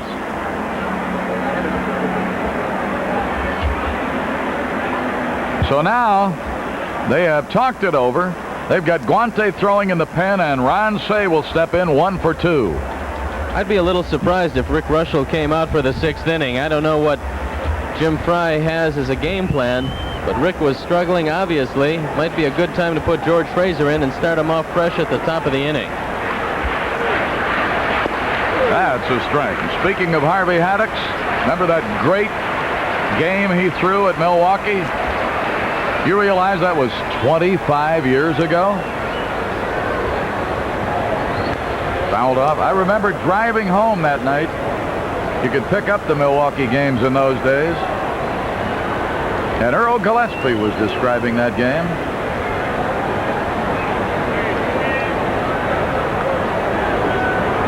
Wasn't that the game, Rosie, where the home run was hit and somebody passed somebody on the bases? Joe Adcock passed Aaron, that's right.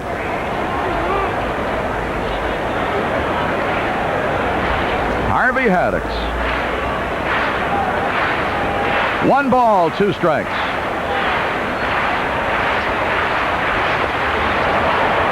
Say is gone.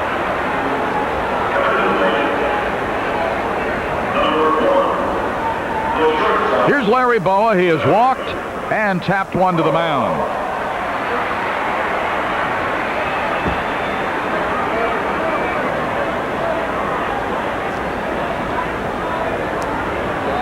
Tunnel picking up his first strikeout to go with 3 walks as he K'd Say. And a strike to the Cub captain. No action in the Cub bullpen. Russell is coming out to the on-deck circle.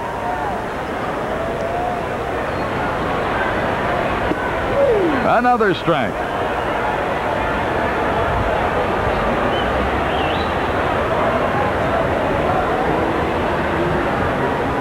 Tobo is in a hole 0-2, batting with nobody on and 1 away. A run in on a Davis homer to left. 1-2. Cubs on this trip will have 4 with the Dodgers, 3 with the Padres, and 4 with the Giants. Then come home for that break we always look forward to at the All-Star game. Whoa, man, did he get out of the way. 2-2 to Boa.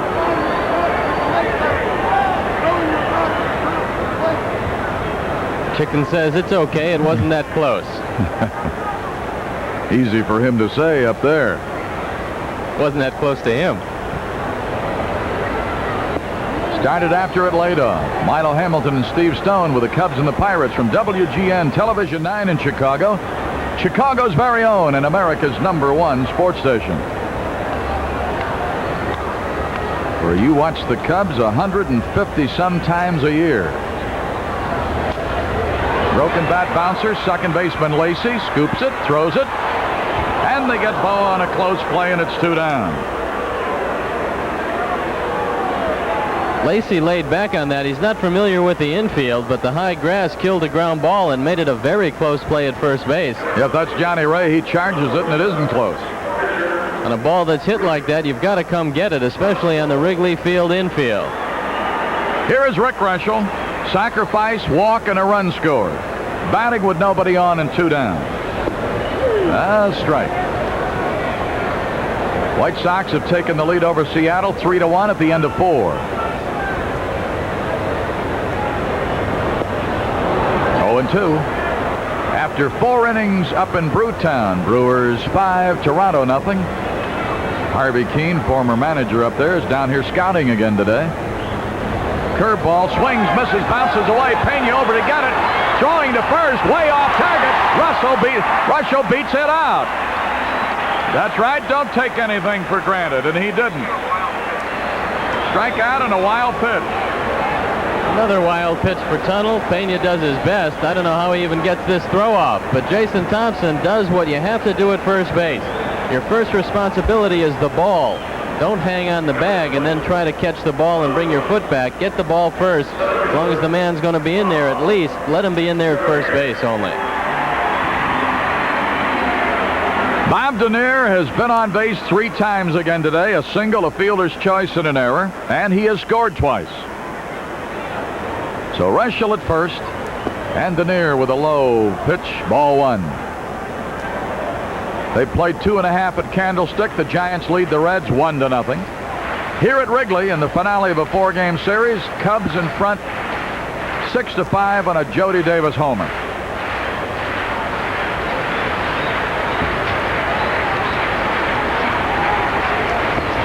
One and 1.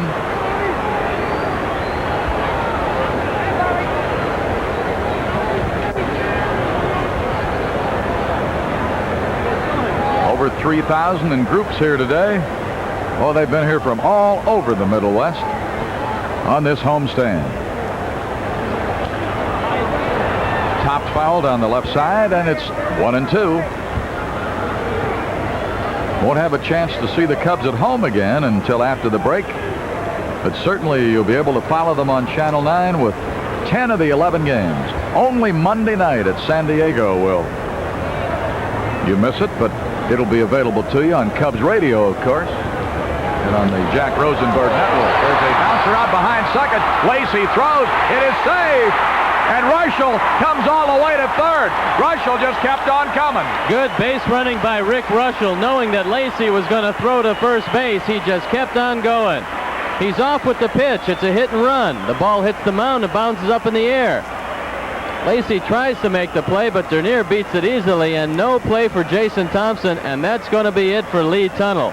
Cecilio Guante is going to get the call, and Tunnell had his problems out here this afternoon. He's going to be responsible for the two Cubs left on the bases, and Guante will have only one out to record here in the bottom of the fifth. All right. As Guante comes on, Steve will take a look and see just what this big fellow's been doing out of their pen. He's got a fine earned run average of .229 with a 2-2 record, making his 24th appearance. He's finished 14 of those, so he has been used late. He's got 2 saves.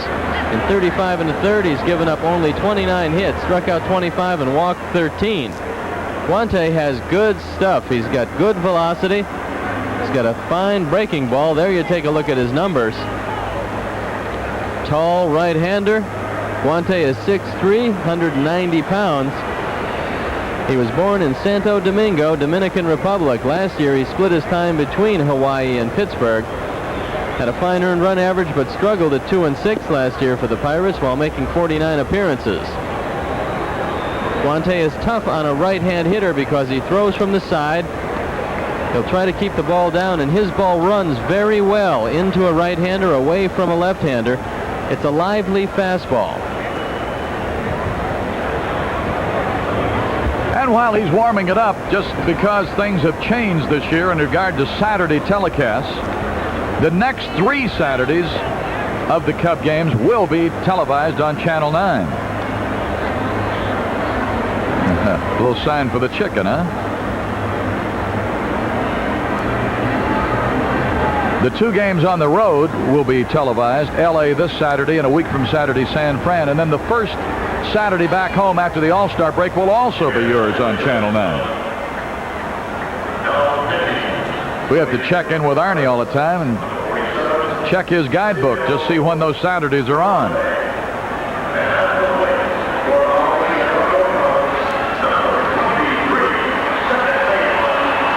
Here's Sandberg to face Guante with runners at first and third, 2 down. Cubs leading 6-5. Sandberg has driven in 3 of the runs. 2-run homer in the first, RBI single in the fourth.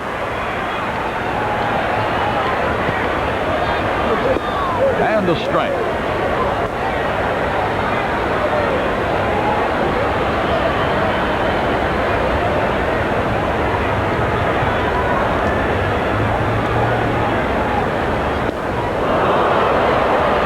There you can see that big, sharp breaking ball. That one was nowhere near the strike zone. 0-2 is a good pitch to run for Bob Dernier.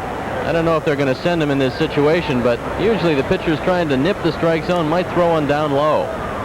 Out in front of Rhino, 0-2.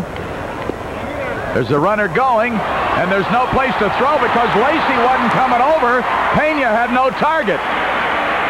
It was kind of a delayed steal by Bob Dernier, and the pitch was down and away with a breaking ball. There you see Pena having some trouble with his footwork. Doesn't even make an attempt with Rushell at third. 29 for Dernier, who's closing in on the Cub record. All right, now 2 runners in scoring position with a 1-2 count to Sandberg. Rushell third, Dernier second, 2 down. 2-2. Guante falls off to the first base side when he delivers the ball. Not very good fielding position. Also, he opens up a hole up the middle for a base hit. A ball could actually go right over the mound and go out into center field.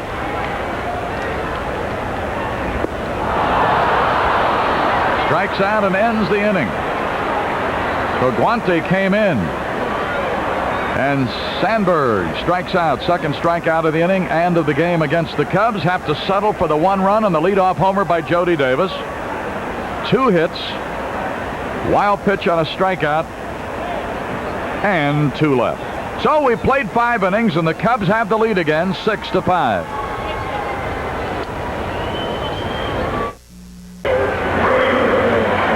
The fans looking on and having a good time at Wrigley Field. A big standing room only crowd here, and we've got a new pitcher. It's George Frazier. We'll take a look at his figures in a moment as he works here to Marvell win. George is making his 7th appearance. Doesn't have a record. .559 earned run average. There you see it. 9 2/3 innings. A ball and a strike. Wynn has singled. That gave him a 13-game hitting streak. Did that in the first inning and scored. Second inning walk, 4th inning fly to center. High pop out into shallow right. Sandberg says I'm in control, and indeed he is. Very important for George Frazier to get ahead of the hitters. He's got a good forkball, but he doesn't like to throw it behind the hitters because he doesn't have the great control of it. If he gets ahead of the hitters, he can use the forkball more readily. And then his stuff looks just a little bit better. He's got a very hard sinker. He throws about 90 miles an hour. The last couple times out, he struggled with his control a little bit. All right, Frazier working now to Lee Mazzilli. 1 ball, no strikes. Want to send along get well wishes to Mary Sneed, the mother of one of our cameramen working today, Willie Sneed. Mary Sneed recuperating in Grant Hospital. There's a drive to right. That ball is well hit. That ball is gone. Mazzilli pulls one. It was starting to hook, and you had to wait to see, and it just didn't hook enough for George Frazier. But Mazzilli has driven it out of here, and we start all over again. His 3rd home run, RBI number 14. It's a fastball down the middle. He got behind Mazzilli, had to come to him with the fastball, and he pounds it just barely over the wall. Tied at 6, and Madlock the batter.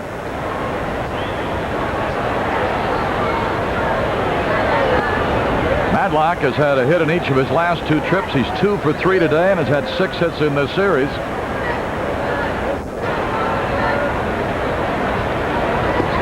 And the breaking ball for 1-1.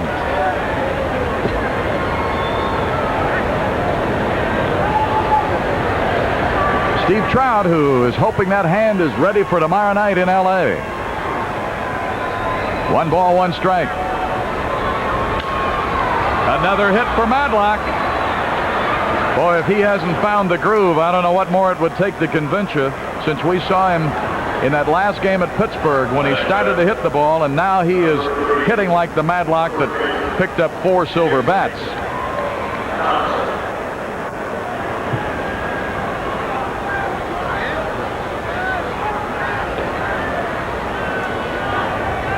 How you been?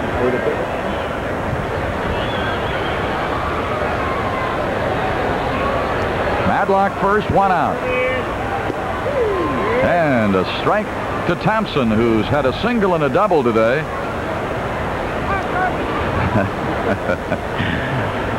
To my left, I have a former Bear. And there he is, all decked out in the green and white, Ted Albrecht. He got the Cub fever and wanted to take a look today. You bet. Chicago born, but California raised. Here for a good day in the sun. Fouled off. Well, we're going to your part of the country right after this game for almost 2 weeks.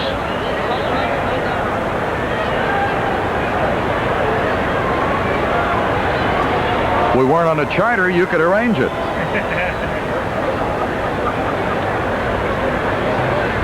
One ball, 2 strikes. Thompson waiting on Frazier. Runner going.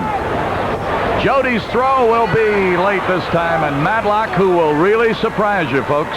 He doesn't look like he can run, but he is one of the best. Frazier forgets about him at first base. Not a good idea with Madlock.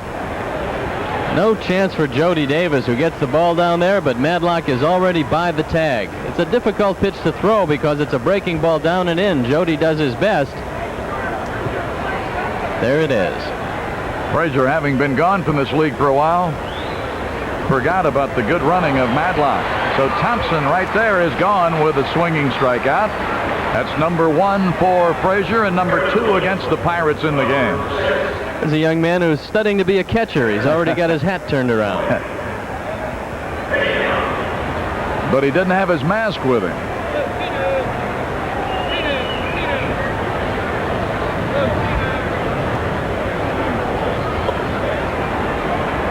Got an added spectator in the truck today. The Bull, Leon Durham, is checking out Arnie Harris's act. Fouled off by Pena. Well, good news from the Bull today. He's got that sling off that shoulder and says he's feeling a lot better. Well, the Bull being down there, now he knows what I've been feeling like all this time, Milo, how easy it looks from in the booth on those television screens. How many screens are there in that truck, Arnie? 12 screens. You get a good look at this game down there. And it took 3 of them to get Ted all in one picture. 0-1.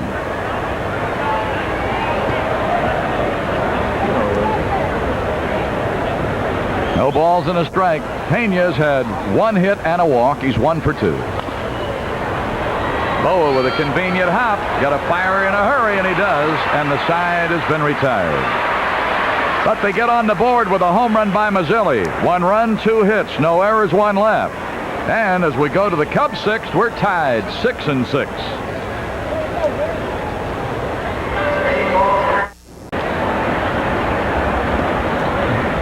Oh, now how to do. He got the Cubs shirt on and everything.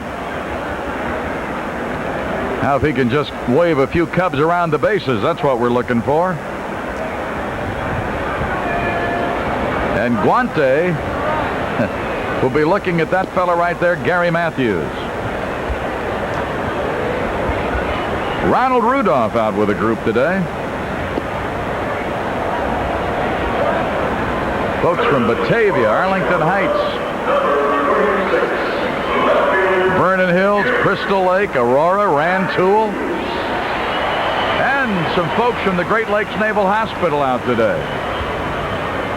From Iowa City, Iowa, the Iowa City Parks and Recreation Board brought some folks up. All right, Guante ready. He started off out of the pen today by striking out Sandberg to end the 5th. And he opens right up with that same motion and gets a swinging strike on the Sarge. 1 ball, 1 strike. Boy, he got a buggy whip, this guy. He hides the ball well. He leg kicks very high, and then he brings the ball from well behind him. It's tough for a right-hander to pick up. 1 ball, 2 strikes. There you take a look at Guante. Got a good live fastball and a surprising breaking pitch. He's going to throw it right here away from Matthews. Mistake. He got that one inside and almost cost him. Pena was sitting over the outside corner. He let go of that one, and fortunately for him, it was inside off the plate. 2 balls, 2 strikes. Hit him on the fist and popped him. Madlock coming in behind the mound. Oh, he had to reach out to get it. That wind that's blowing across from the left field corner to the right field corner just kept taking it away, and he had to lunge. Watch the end of this one. He had to contend with the mound. He almost trips over the mound as the wind drags the ball away from him. Accelerating at the last instant, losing his cap, but making the play. Moreland is 2 for 3 today. Slipping up toward that 270 mark now.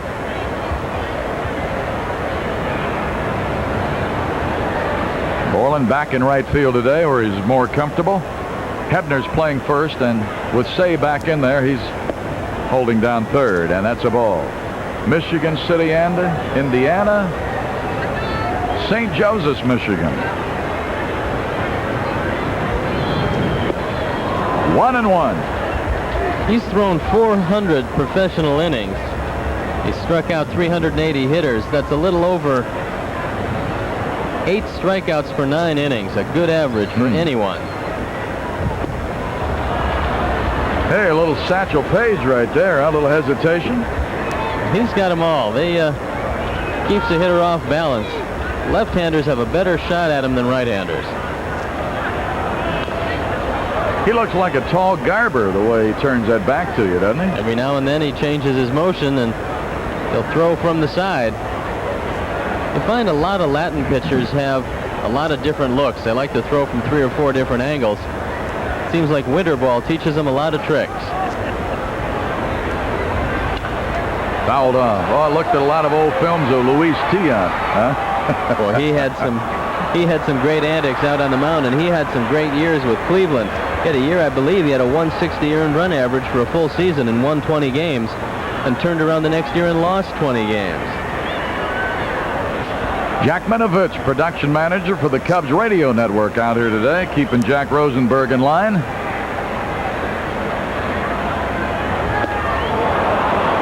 Helped him out a little there.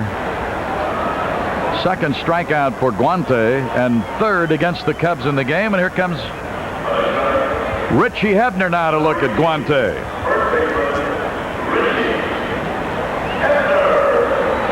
Twin Lakes, Wisconsin, Lincolnwood, Illinois, Wheaton.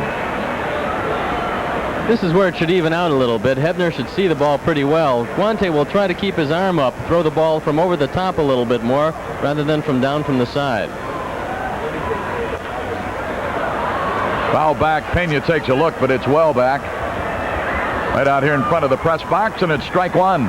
The reason why a pitcher will throw more over the top than from the side to a left-hand hitter is that he doesn't have as long a look at the ball. From over the top, a left-hander just picks up the ball when it's out in front of him, but from the side, he can see it coming a little bit longer, and it's easier to see where the ball is going to go.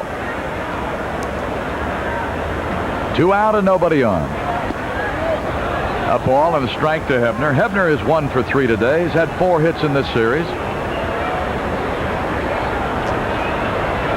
Filling in at first base today and hoping to keep things on an even keel that we can get the bull back after the All-Star break. 2 balls and a strike. Guante in relief of Tunnel. Oh, the chickens out there making some friends on the catwalk.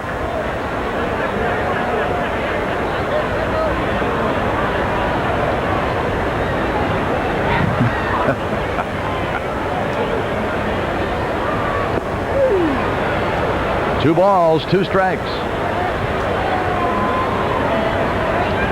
Well, we're going to California where the San Diego Padres have gotten back into a hot streak. 5-game lead in the West.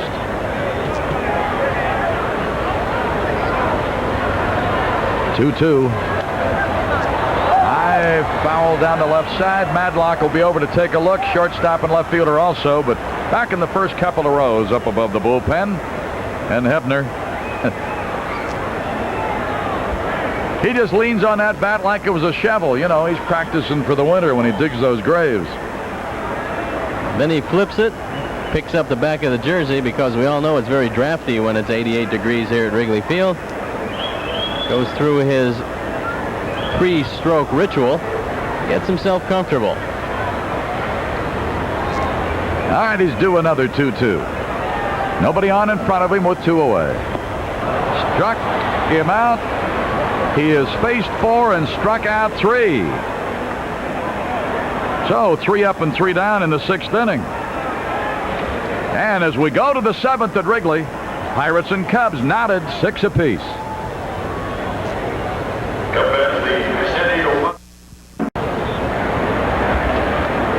Harry Caray and Steve Stone as we go down to the top of the 7th, all tied up.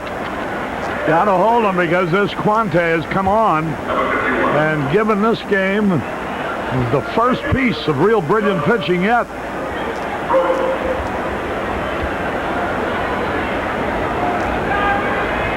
Here's Frobel to lead it off. Bounces a foul. Well, congratulations to Pat Herron, well known around town. celebrating his 33rd year in the tavern business. It's coming Sunday. 1 strike to nothing.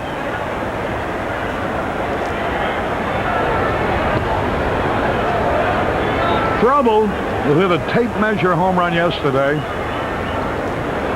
drove it around with a base hit today.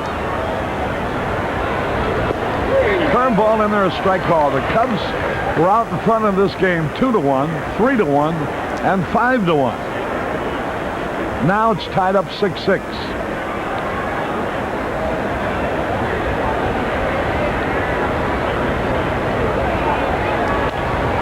Fouls it into the Pirate dugout, and they'll wave the towel of surrender. Frobel said before the game that in the minor leagues, when he wanted to hit the ball to left field, he could. When he wanted to pull the ball, he could, and he had a pretty good idea what he was doing up there. Then early, he found that the pitchers here were finding out his weakness, a fastball up and in. Everyone exploited it. And now he seems to have gotten his feet on the ground a little bit, and he's going to be a force to be reckoned with. He's got enormous power. 1-2 the count. He struck him out with a high fastball. 1 out. Here's Jim Morrison, who's homer with a man on in the 5th. Tied up the ball game at 5-5. Then Jody Davis hit one in the bottom of the 5th to put the Cubs ahead. Only to have the Mazzilli, Lee Mazzilli, tie it up. 37,055, 37055. 37.55 paid here today. 38,079, 38079. Morrison takes a strike call. The Cubs now are just 2,000 from the 800,000 mark in home attendance.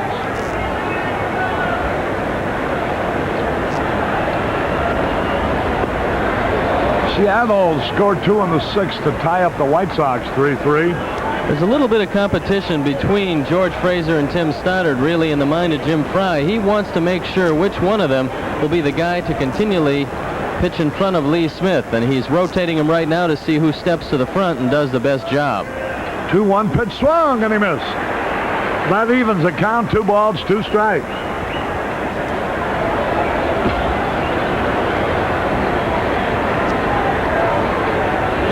Six tied, top of the 7th.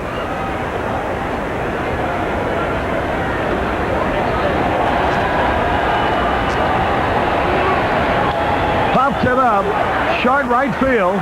Sandberg, with the wind blowing it out, makes the count. 2 up, 2 down.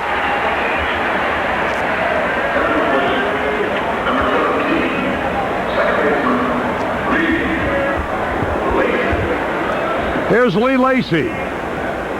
Lacy 3 out of 3 in this ball game. He's an outfielder forced into duty at second base today because of the injury first to Dale Berra, who was originally scheduled to start at shortstop, and then his replacement, Rafael Belliard, who injured his ankle on the very first play. 2 balls, no strikes. Got to be careful with Lacy because he's got some power, 6 home runs. If he gets a ball on the inside portion of the plate, Lee can drive it. Otherwise, Lee is a good enough hitter to take the ball to the right side on a fastball or breaking ball away. 2 balls, no strikes.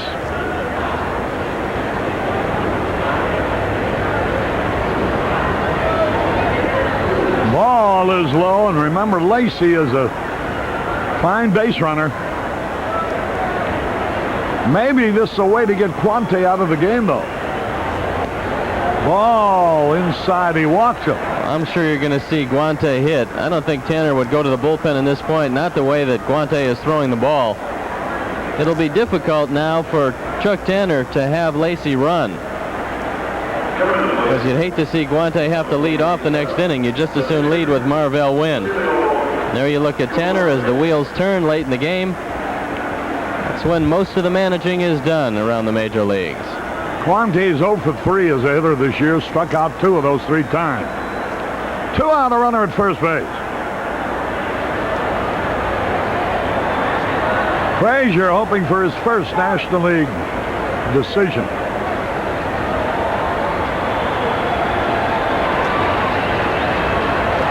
a member of the Cubs.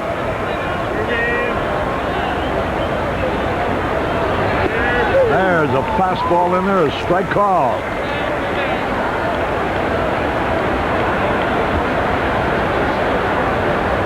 Frazier won games previously in the National League for the Cardinals. Here's a pitch swung on and miss. He was 2-4 for the Cardinals in '79, 1-4 in '80.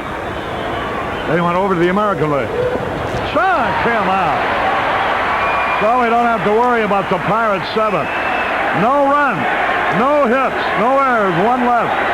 We go now to the bottom of the 7th. The score tied up 6-all. All right, let me hear you. No music, a cappello.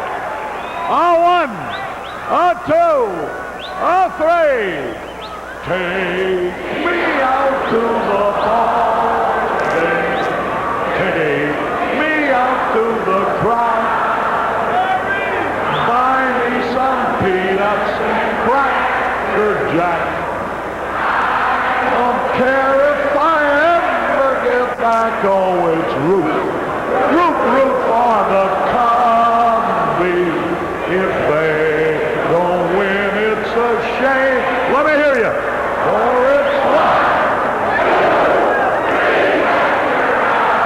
the old ball game.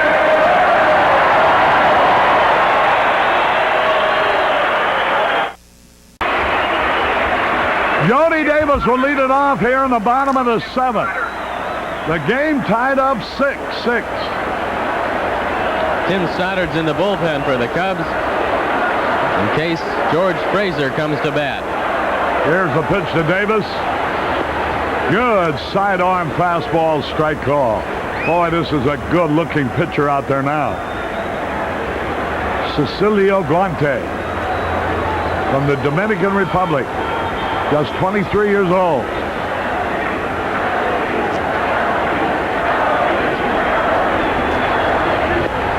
Strike 2, he wheels it in there again. Tough on the right-hand hitter. 0-2 the count.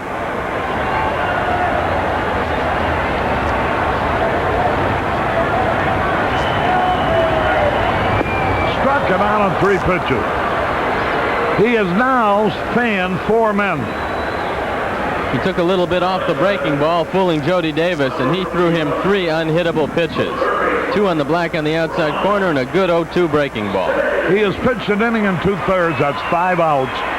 4 of those 5 outs he fanned.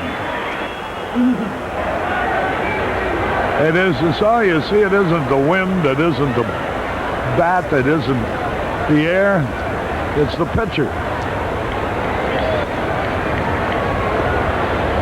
1 ball, no strikes, 1 out, nobody on. 7th inning.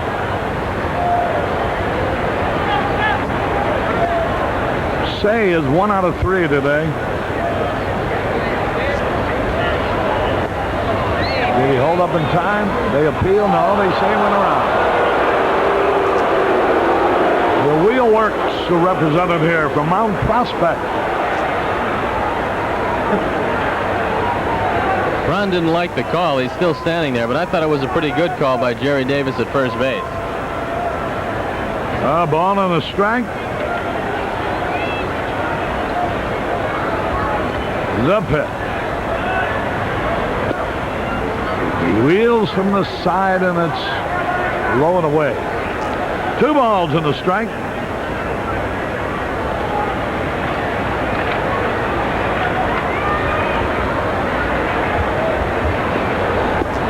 Swung and he missed.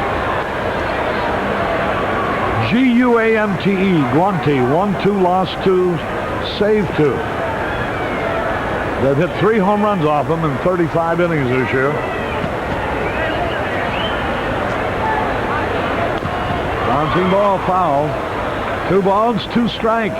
This is when the right-hand hitters look to the bench and say, okay, lefties, you go get him, because throwing from down there with as good a stuff as Cecilio Guante has makes it very uncomfortable for a right-hand hitter. And that's where the Cubs really miss Leon Durham. 2 balls, 2 strikes.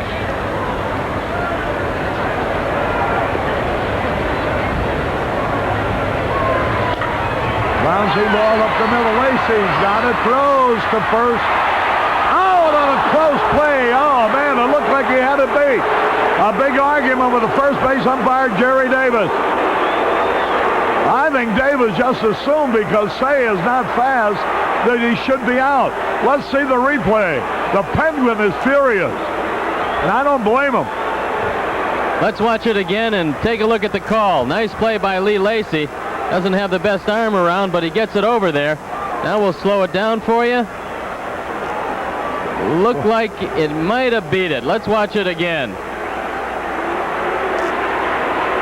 Looks like it looked like it might have been a tie. And the Penguin is furious.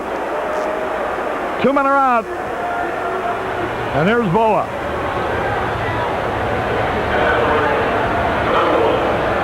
The Cubs, with the wind blowing towards right field, have only 2 left-hand hitters in the lineup.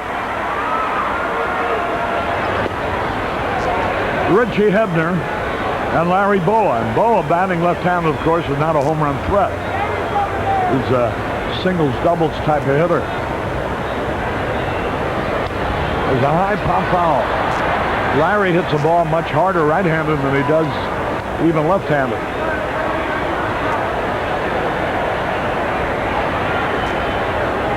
Two men out, nobody on. They'll have the top of their batting order coming up in the 8th.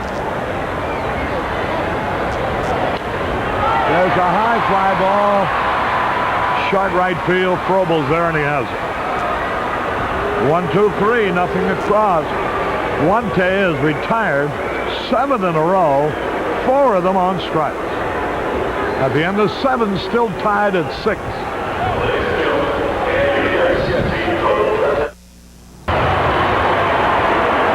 There's a look at the skyline here at Wrigley Field as Marvell Wynn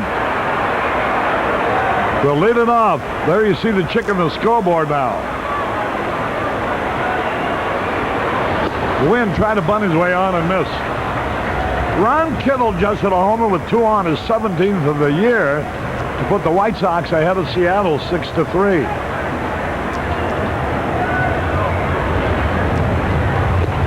There's a strike call. 0-2 the count.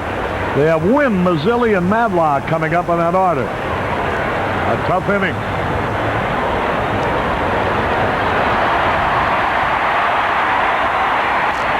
There's a smash. Boa's got a long throw. They're going to get him. Nice play. Fine play by Larry Boa going to his right. Boa goes in the hole to throw out Marvell Wynn. Makes a fine play. It's a breaking ball away. He's got to get rid of the ball in a hurry. He knows that. He plants his back foot and fires, getting a lot on the throw and throwing out a very speedy base runner. Here now is Lee Mazzilli, and he has been tough. He homered, tied up in the 6th. He double driving in a run, their first run in the 1st inning. Switch hitter. Good fastball strike call. Bill Madlock on deck. The screaming that you hear in the background is the reaction to the antics of the chicken in the scoreboard. We'll show them to you.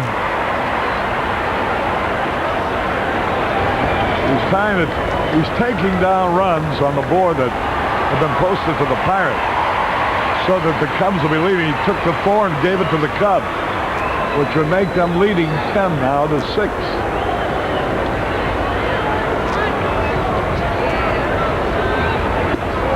Curve outside. 2 balls and a strike, 1 out. Late in the game, you want to stay away from Lee Mazzilli, as you do all the power hitters. You'd rather have him with a base hit to the opposite field or to center field instead of letting him pull the ball. There's a high pop fly on the infield. He just didn't get that one. His swing was right there. Sandberg makes the catch. He wasn't really fooled with that pitch. He just didn't hit it, that's all. And there's 2 away, and here's Bill Madlock. He's 3 out of 4 today.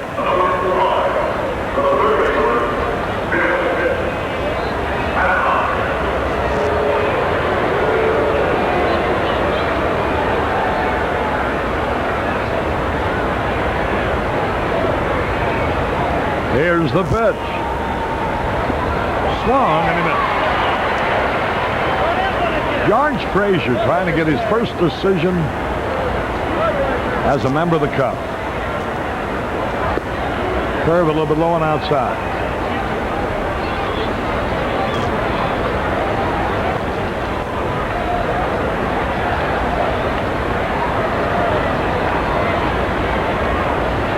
One pitch. A little bit low, breaking ball.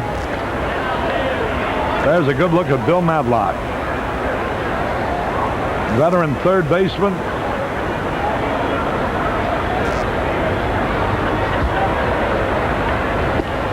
Strike at the knee.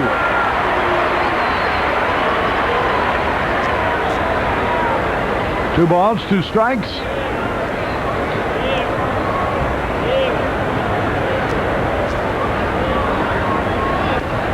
He took something off on that pitch, and Madlock was way out in front, but he fouled it off.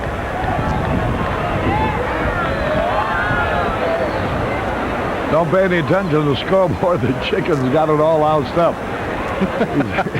He's given 4 to the Cubs that they haven't made.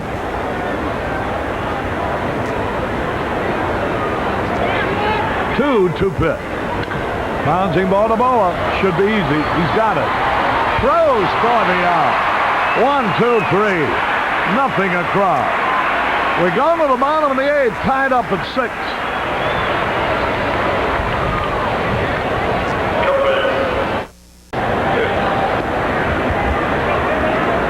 Harry Caray back at Wrigley Field. We go into the bottom of the 8th, and there you see the whole story. The Pirates, 6 runs on 14 hits. They've committed an error.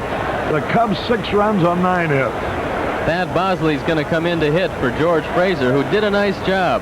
He permitted Lee Mazzilli's home run and then a single after that. But then pretty well shut down Pittsburgh as Lee Smith starts ambling out to the bullpen. So Thad Bosley will get a shot at Cecilio Guante. That's what you call the comforts of home. High atop the bleachers. Or are they on the rooftop? They're in the bleachers. Hey, the rooftop is not as well filled in left field today as it is in right field. Here's Bosley, looking for his first hit of the year as a Cub.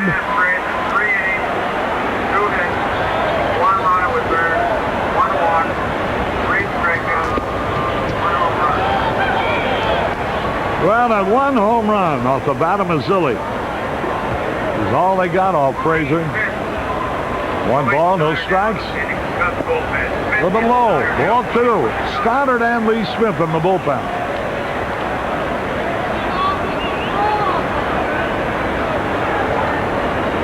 Thad Bosley trying to get something started.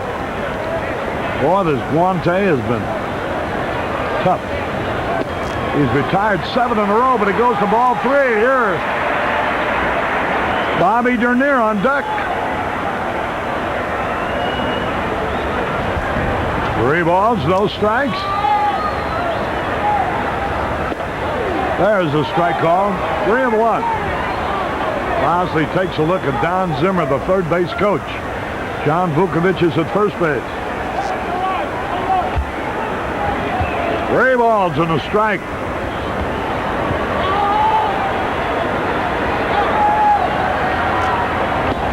Ball 4, the go-ahead run is on.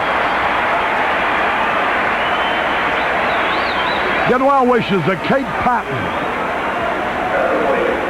in Springfield, who's the sister of Mary Beth Hughes of the Chicago Cubs front office.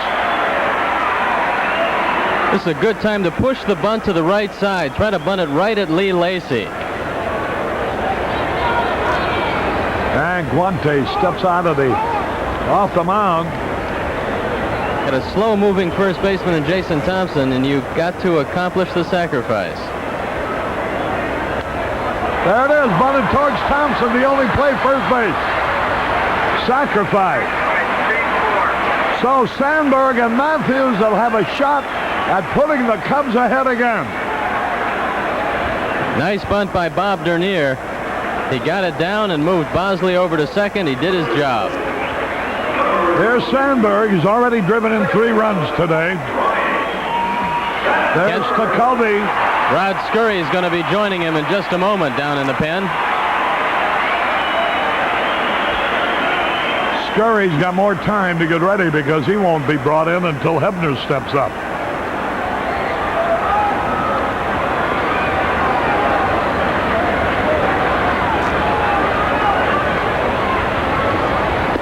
High fastball. Ron Kittle's 17th homer of the year came with 2 on to give the White Sox a 6-3 lead over Seattle. Scurry now warming for Pittsburgh. Tekulve and Scurry. High pop foul coming back and out of play. 1-1 is the count on Ryne Sandberg. The ball game tied up 6-6. Sandberg hit a homer with 1 on in the first. Jody Davis hit one leading off the 5th. Jim Morrison hit one with 1 on for the Pirates in the 5th. Mazzilli hit one with the bases empty.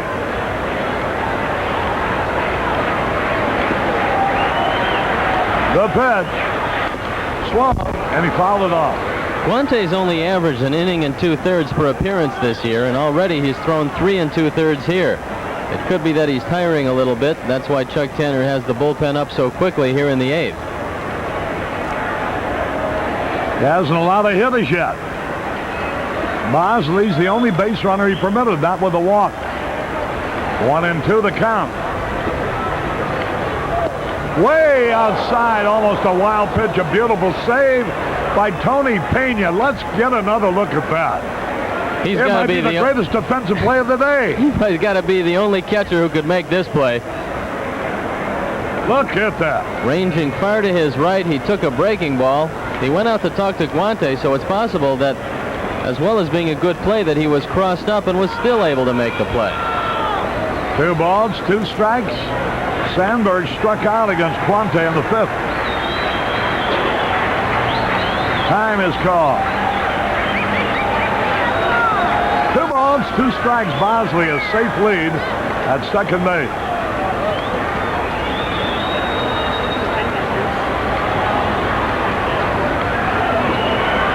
Big pitch coming up. Boy, just got a piece of it to foul it off. He was fooled on a breaking ball.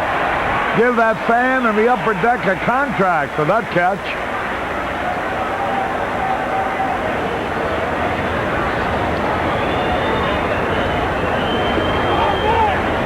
Two balls, 2 strikes.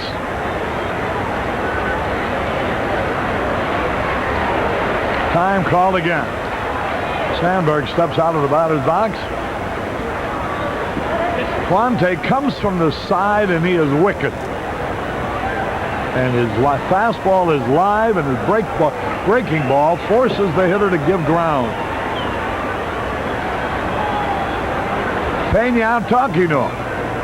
One thing about these two fellas, there's no way they can have a communication problem. They both speak fluent Spanish. 2 balls, 2 strikes.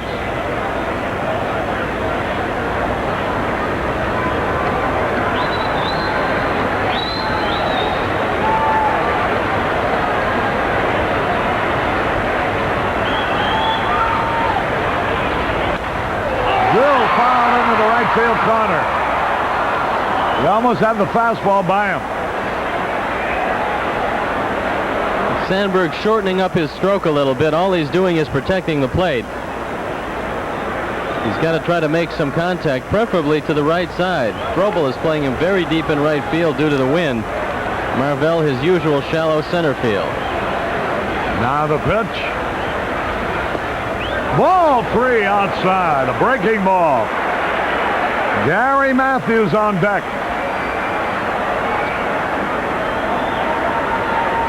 Got a good shot there. Chuck Tanner on the top step of that dugout, exhorting his team. 3-2 pitch. Stuck. him out. He may have chased a bad ball. Up to Gary Matthews.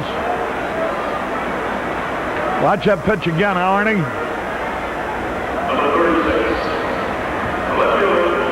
It's a breaking ball well away. Oh. No chance for Sandberg to get the bat on the ball.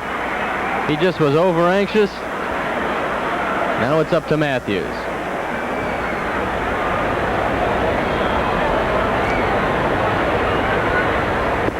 Fastball high. Matthews was driven in a run with an infield out. Hitting 264. There's a drive into center field. Marvell Wynn going back. It's off the wall. Extra bases. Here's the runner scoring. Matthews pulls up at second with a double. The Sarge came through. Matthews, who leads the club in game-winning RBIs with 10, drives one to the deepest recesses of the ballpark against the wall at the 400-foot mark. RBI number 36 for Matthews. No chance for Marvell Wynn, who was playing shallow once again. Drives it over his head. Matthews in at second base with a double, and Bosley scoring. Look at that. You think this isn't an emotional game? You see Mr. Sarge? He has taken over the National League lead in game-winning RBIs with 11. Here's Moreland now. Fuentes pitch. High. Not yet, Harry. We'd still like to get 3 outs first before we put that one into the books. Well, let me dream. 1 ball, no strikes. Pop it up. Madlock under the ball. Morrison comes over there. Madlock makes the catch. So a clutch 2-out double by Matthews. Scoring Bosley puts the Cubs ahead. 1 run, 1 hit. No errors, 1 left. At the end of 8, it's the Cubs 7. All right, we go into the top of the 9th. And let's make my wish a reality. When I said it was Gary Matthews had taken over the league lead in game-winning RBI. If Lee Smith can get him out, it will be reality. And the saying is, your wish is my command, but in this case, your wish is Lee Smith's command. He'll be trying for his 16th save, 4-4, 399 earned run average, making his 33rd appearance.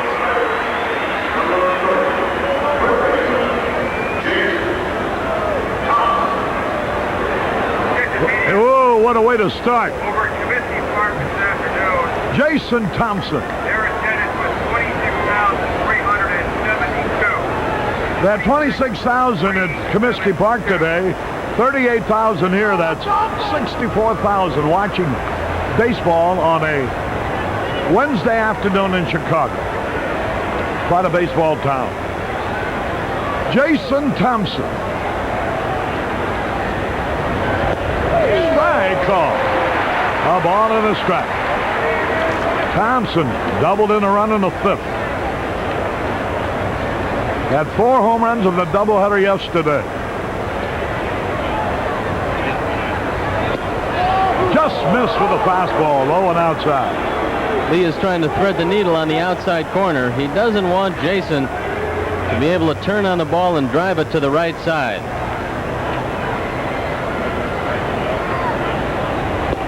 Ball low, ball 3. Be careful now.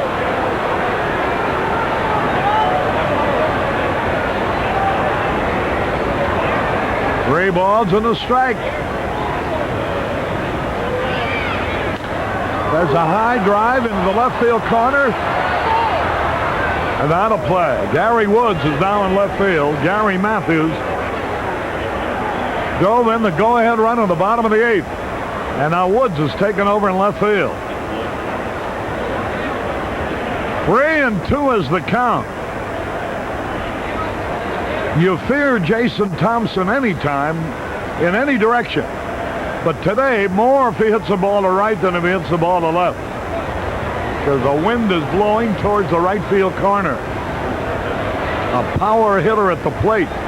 3-2 the count.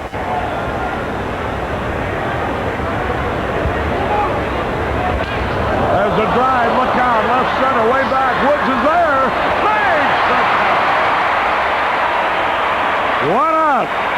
Whoa, boy.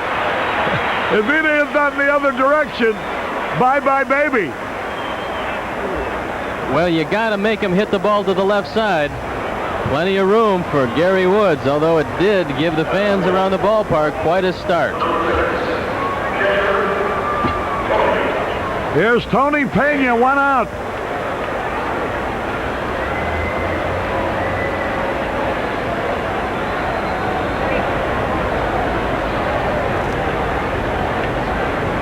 He's a good first ball fastball hitter. If it's in there, he's going to be hacking. You might want to throw the ball off the plate a little bit. He's an aggressive hitter. 1 out, nobody on. The pitch a little bit low. Fastball, ball 1. Lee Smith going for his 16th save.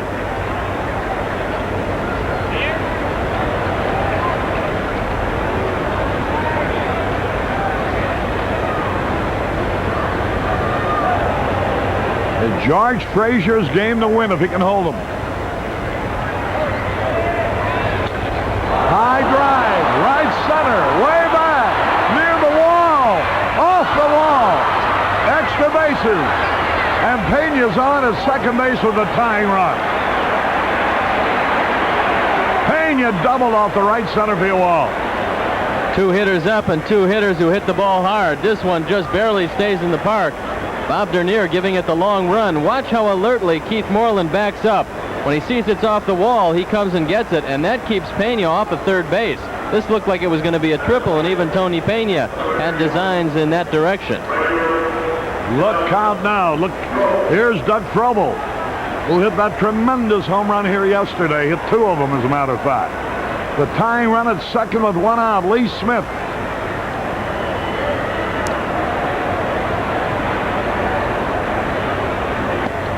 A little bit outside, ball 1.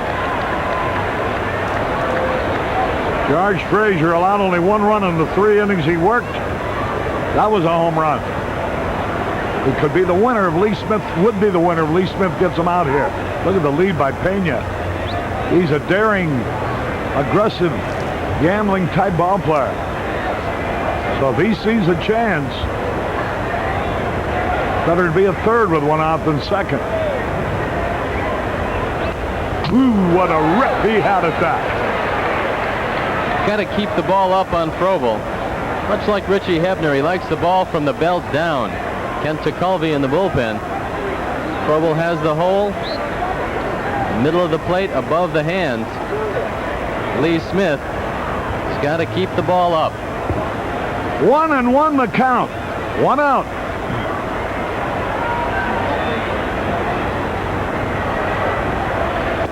Swung and he missed. Jim Morrison is on deck. Boy, this crowd is getting a thrill right down to the last pitch. There's Dale Berra. Could not play today because of the stiff and sore neck. 1 out, a man in scoring position. Hey, struck him out. Holy cow, look at the chicken.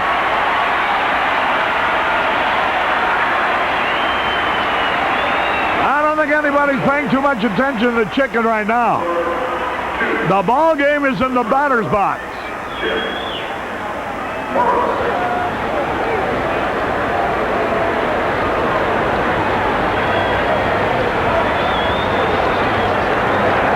Pirates have had 15 hits, but the Cubs are leading 7-6.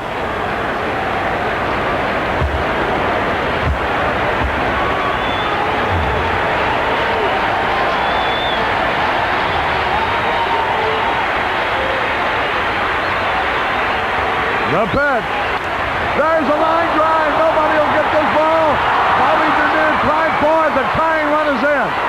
Here goes Morrison around second on his way to third. A triple. Morrison, who tied it up with a 2-run homer in the 5th, has just tied it up with a 2-out triple in the 9th. Dernier gives it everything he's got and then makes a dive and comes up just a little bit short. Keith Moreland backing up, but can't stop Morrison from coasting into third base. RBI number 7 this year. He's got 3 for the ball game. Well, that takes care of Frazier. He cannot figure in this game. There's Lee Smith. Now, they're going to walk Lacy intentionally, forcing Chuck Tanner to go to his bench. He's got Tekulve warming up in the bullpen. Oh, it's got to be a worrisome thing, because they do hit the ball hard off Lee Smith. Johnny Ray in the on-deck circle, so even with a bad heel, it's not going to stop Johnny Ray from swinging the bat. And he has swung it at a .410 clip against the Cubs this year. So Guante is out of the game. Tekulve will come on. Lee Smith will have to contend with Johnny Ray.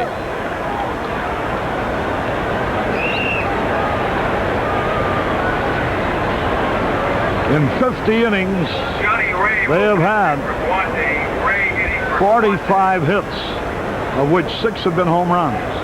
Here, a double and a triple. And I tell you, Jason Thompson hit the tar out of the ball, too. Is Johnny Ray. Johnny Ray hitting .296. Pretty consistent. .294 from the right side, .296 from the left side. No home runs, but 24 RBIs.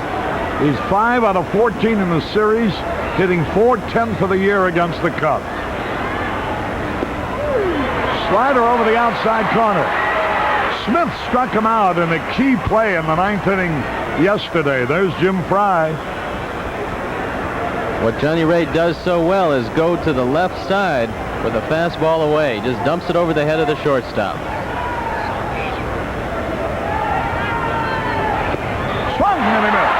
He was trying to go in that direction, but he missed it. 0-2 the count. So Matthews cannot get that game-winning RBI.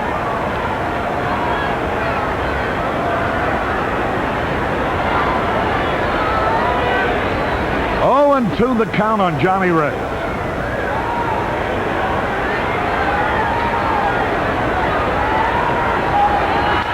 Ground ball right at Sandberg. He's got it over to first to retire the side. But the Pirates tie it up.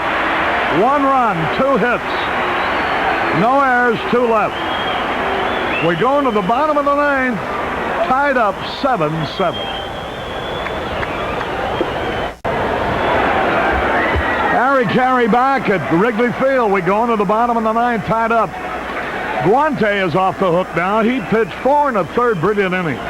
Allowed only 1 hit, and it looked like that hit would cost him the ball game. But Jim Morrison rescued him from that fate. He allowed 1 hit, 1 run, walked 1, and struck out 5, and 4 1/3 brilliant innings in relief. Now he turns it over to Kent Tekulve with the score tied.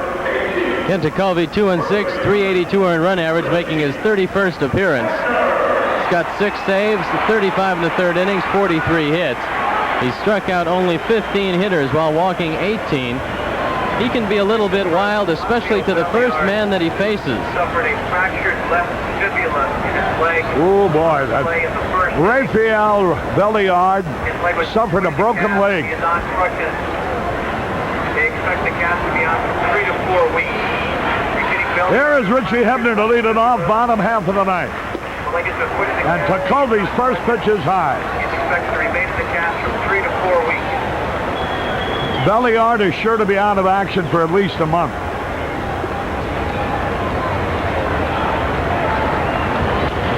Ground ball, that'll be easy. Lacy over to first. 1 out. The Pirates have pounded out 16 hits today.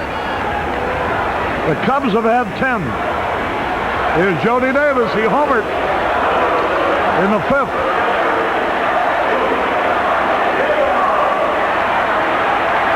Warren, if he can hold a 1 here.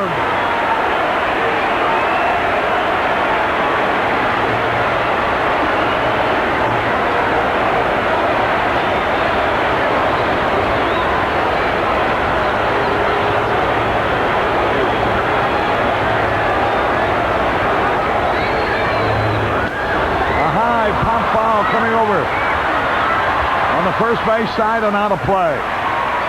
1 strike and nothing. Milwaukee knocked off Toronto 5-1 today. The White Sox are leading Seattle 6-4. Stoddard is warming up in the bullpen now for the Cubs. Jody has one thing on his mind, and that's long ball. He's going to try to grab one from the middle of the plate in. Tekulve, on the other hand, is going to be trying to keep the ball away from Jody. Maybe use that sweeping breaking ball or try to throw that sinker down and away. The pitch. Swung and he fouled it back. Tekulve, with a record of 2-6, has given up 3 home runs, which for him is a lot. If he keeps the ball down, it's difficult to hit it in the air because it sinks so well. But this year his control hasn't been quite as sharp, and he has made some mistakes. When he gets the ball above the belt, it flattens out a little bit, and the hitter has a good shot at it. 0-2 the count. Wide. 1-2 now.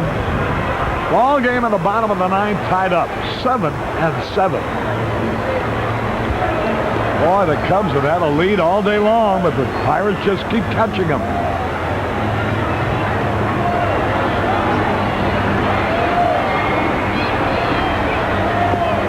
Ball 2 outside, sidearm, underhanded type curveball. There's a good look at Jody Davis. The Giants are leading the Reds 10-6. Chili Davis at a grand slam. 2-2 pitch. Right back to the pitcher, easy tap. 2 up, 2 down. Here's the Penguin. The Cubs led 2-1, 3-1, 5-1. The Pirates tied it with 4 in the 5th. The last 2 coming on Jim Morrison's 2-run homer. Then Jody Davis led off the Cub half of the homer to put them ahead again. Mazzilli homer to tie it up. Then the Cubs took the lead in the bottom of the 8th. They were 3 outs away from victory. Then it came down to within 1 out away from victory. But Morrison again ruined it. Say had a cut. Penguin had a tough at bat last time. He had a pitch called a strike that he thought was low, and then argued on a play at first base that he thought he had beaten. Jerry Davis says, nope, you were out. There's that sidearm submarine type pitch. Pitch is a lot like Quisenberry of the Royals. A ball and a strike. Jim Morrison has driven in 3 runs. Both in game time situations. Strike in there for us. He's in the hole 1-2. And that call's not making Ron Say's day either. Nobody out. 7-7 tie.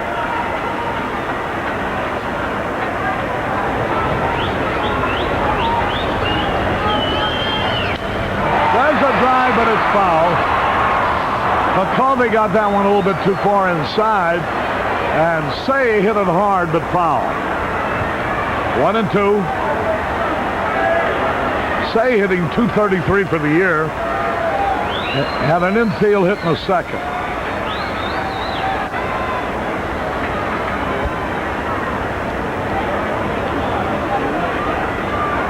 Chuck Tanner's Pirates have fought off the floor all day long. Been a heck of a ball game. Cubs get out in front, and then here come the Pirates to tie. 1-2.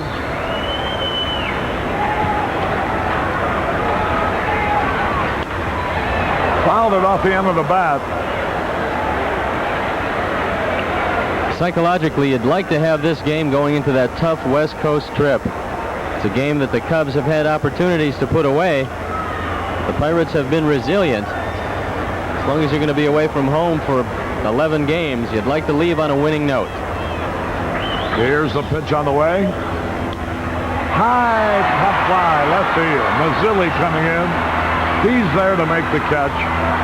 1-2-3, nothing across. We go into extra innings, all tied up, 7-7. Harry Carey back at Wrigley Field. We go into the 10th. Tim Stoddard is going to be the new pitcher for the Cubs. He's their 4th pitcher today. Stoddard 4-1, 315 earned run average, making his 29th appearance. 40 innings, 32 hits, 38 strikeouts, and 31 walks. It will be the 14th extra inning game for the Pirates. Boy, the Pirates have their good hitters coming up here in the 10th. Starting with leadoff man, Marvell Wynn. 2 balls, no strike. Control has been Stoddard's problem lately. This is not the right man to walk in the Pittsburgh order. Ball 3.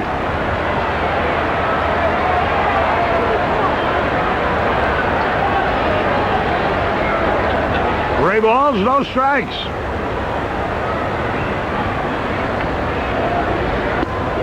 Right down the middle, 3-1 now.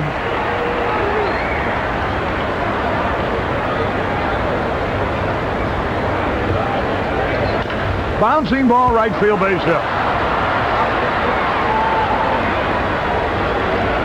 And the go-ahead run is on in the 10th with nobody out. Boy, oh boy, the strength of the Cubs pitching staff was fat. And that has really been soft in recent weeks.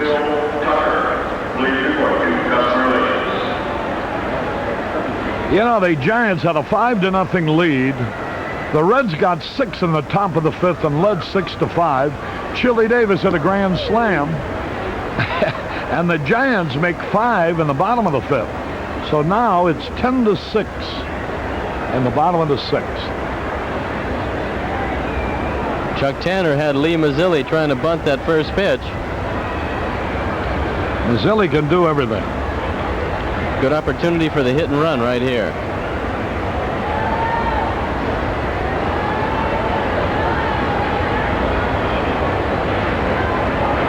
And Stoddard takes a long time. Marvell Wynn, the runner at first base, very fast. He's their best base stealer. Don Robinson in the bullpen. Don Robinson running down there just in case he's needed. I think Wynn has stolen 12 bases. But that caught him 12 times, too.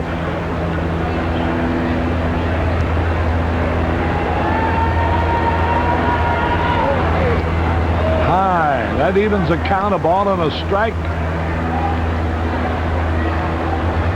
Don Robinson will begin to warm. Don Robinson starting to throw in the bullpen. He'll also be joined by Ron Scurry. Tough left-hand hitter up there. He's going to bunt. Pops it in the air. Great catch by Save. Diving catch.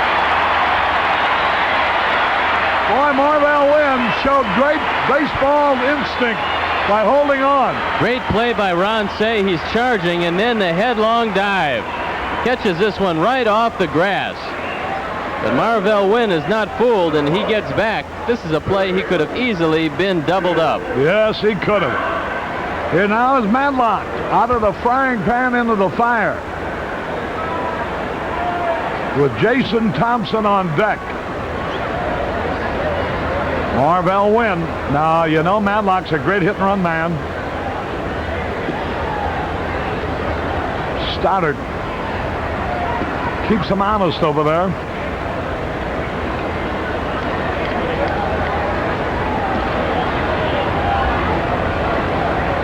There he goes. Pitch out. The peg. They're going to get him. He's out. Final steal. Did you see Madlock threw his bat at the ball as Jody Davis had called a pitch out. Cubs guess right, and Jody fires a rocket to second base right on the money. The thrown bat doesn't stop Jody. Watch the throw. It couldn't have been any better. The ball beats Wynn. He's out of there. Great anticipation by Jody and a great throw. And a quick tag by Larry Boa. It was bang, bang down there. So now Marvell Wynn has stolen 12 bases and been thrown out 13 times. A ball and a strike to count. He pops it in the air, and Jody's got it.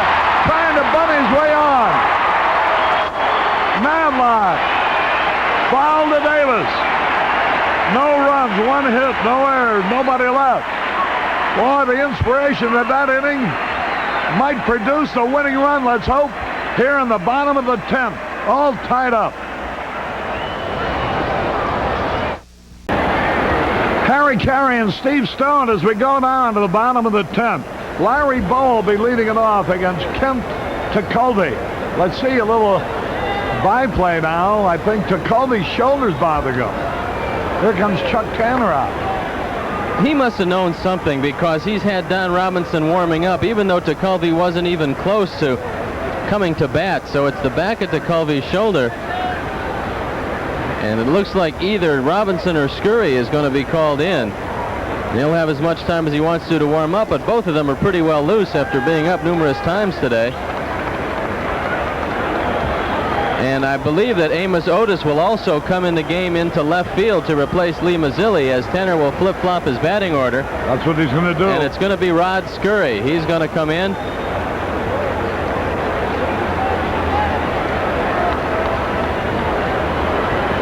And Larry Bowa will turn around and hit right-handed. Gary Woods is on deck. When he came into the ball game, it was to replace Gary Matthews at the time when Tim Stoddard, or rather the time when Lee Smith was the pitcher, and they flip-flopped the batting order. So actually, Smith will be batting, or the pitcher now being Stoddard rather than Smith. Pitcher is hitting fourth in the batting order, with Gary Woods hitting in the pitcher spot. Those are the changes you can make when you bring two men in at the same time.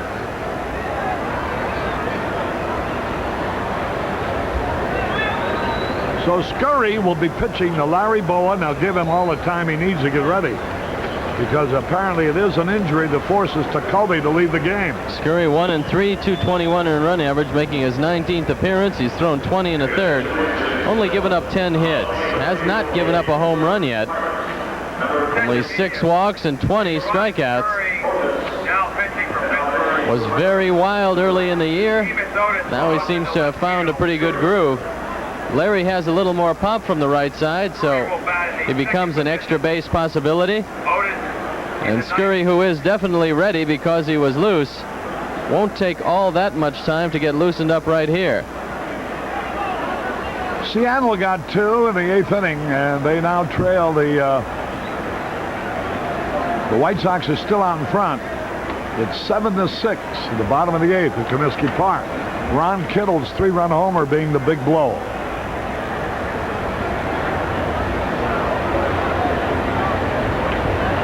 Here before better than 38,000.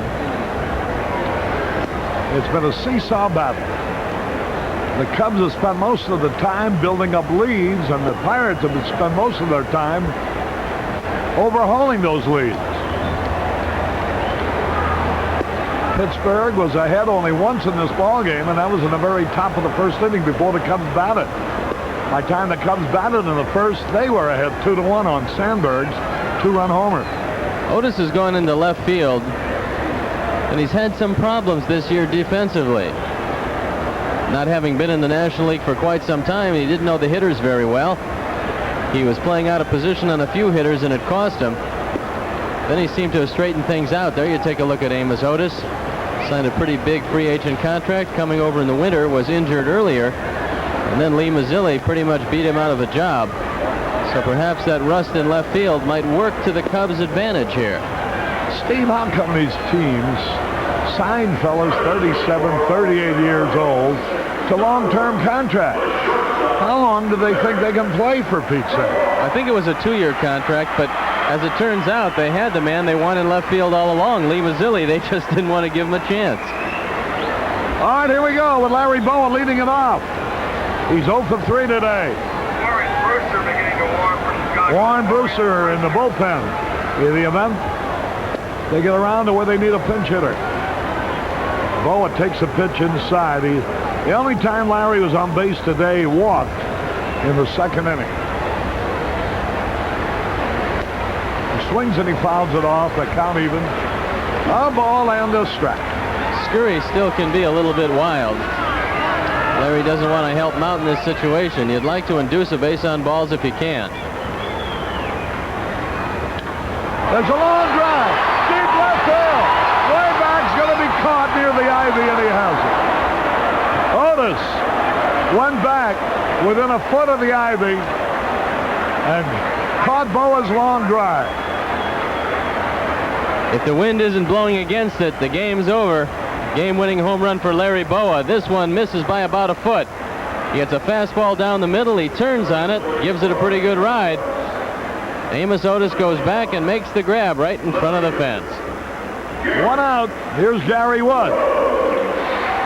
Gary hit a homer yesterday.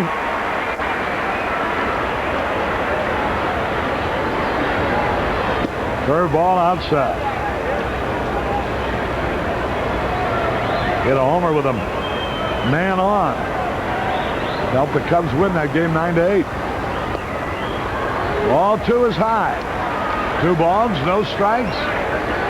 Scurry is throwing that curveball a little too hard. He's not getting any rotation on it. Consequently, it's staying up and out of the strike zone.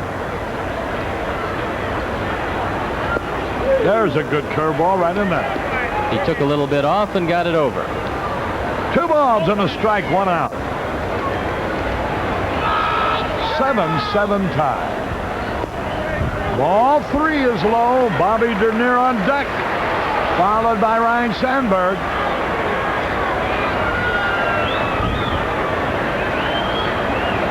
Three 1 pitch.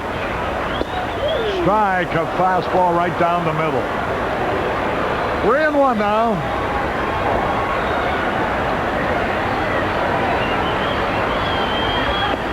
Struck him out at curveball. He gave up on that pitch, and the curveball was in there for strike 3. Shouldn't be much of a complaint by Gary Woods. That was a pretty good curveball. Let's watch it right here. Completely fools him. Gary Woods given the token step to first base, but that's a pretty good pitch. 2 men are out. There's Bobby Dernier. He's had 2 hits. Strike is called. 1 strike to nothing. 7-7 tie in the 10th inning.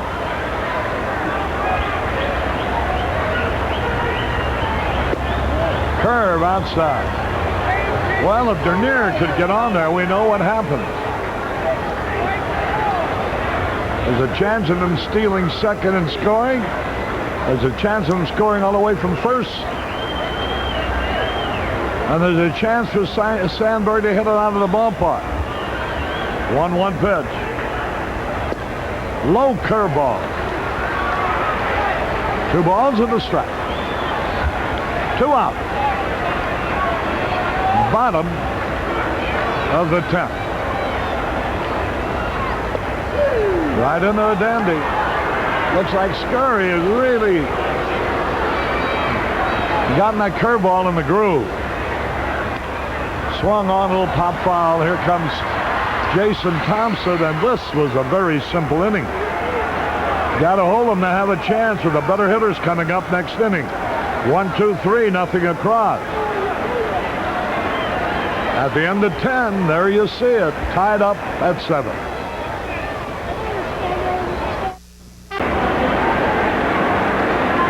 Harry Caray back at Wrigley Field. I need not introduce you to that gentleman, do I?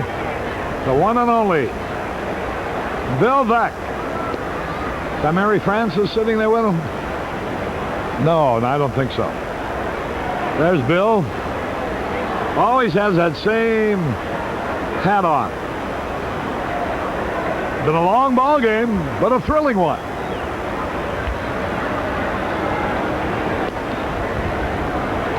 And Jason Thompson will be leading it off. He's had 2 hits today, 7 hits in the series, 4 home runs included.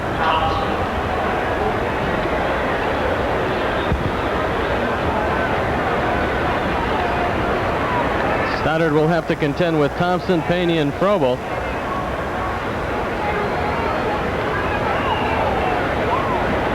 Now Stoddard's delivery. A little bit high and outside. Smith in the 9th inning got Jason Thompson. First man he faced on a long drive that Gary Woods caught in left center.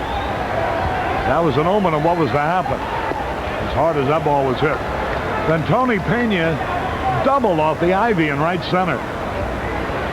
He struck out Frobel and then was within 1 out of a victory. All 3. However, Jim Morrison tripled to tie it up.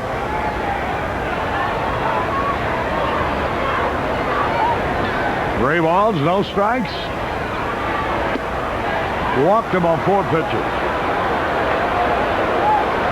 Second inning in a row, their leadoff man is, with the score tied, has been on base. Last inning, we got Winout trying to steal when the hit and run went awry. Benny DiStefano is going to run for Jason Thompson. He's got some speed. There's Pena. At Comiskey Park, Seattle batting in the 9th inning. The White Sox are leading 7-6.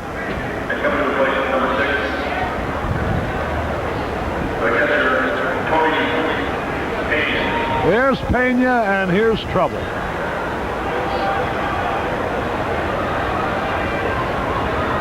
Looked like Pena had shortened up as if to bunt. He'll be thinking about a base hit. He's going to try to bunt it right at Ron Cey and then beat it out. Here's the pitch. Popped it up in the short center field. Dernier is there shading his eye. It's the catch. Pena was swinging from the heels, but he got under the ball and flies out. Here's Frobel. Jim Morrison on deck. What a game Morrison has had. A 2-run homer in the 5th. A triple with 2 outs to tie it up in the 9th. See, where's his grandmother live? She always watches our games. I know she must be dancing in the living room at his performance today. Warren Brewster is still warming up in the bullpen for the Cubs. 1 on, 1 out. Frobel drove in a run in the 5th and then scored ahead of Morrison's home run. Bouncing ball might be a double play. Steps on second to 1, throws the first. Oh, double play. Larry Bowa, great play. The ball was hit right up the middle. Larry had to reach for the bag. Now watch this on the replay. Double play. Larry's momentum carries him by the bag. He's got to come back. And in the same motion, he steps and throws and fires Frobel out at first. So it's no runs, no hits, no errors. Nobody left. We go into the bottom of the 11th. We have had enough thrills for a whole week. So let's end this thing. All tied up 7-7. Some carry back at Wrigley Field. There you see a young fan. Here's Ryan Sandberg. Benny DiStefano stays in the ballgame at first base.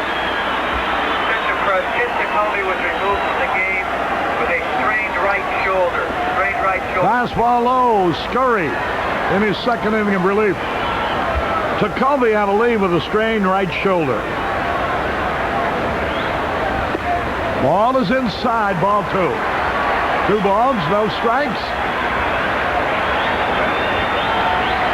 Game tie. Look at the chicken. He's working overtime too. Strike, a curveball.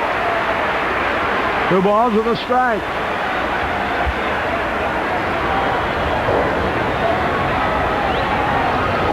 Swung and a bad ball. Chased a curveball down and in.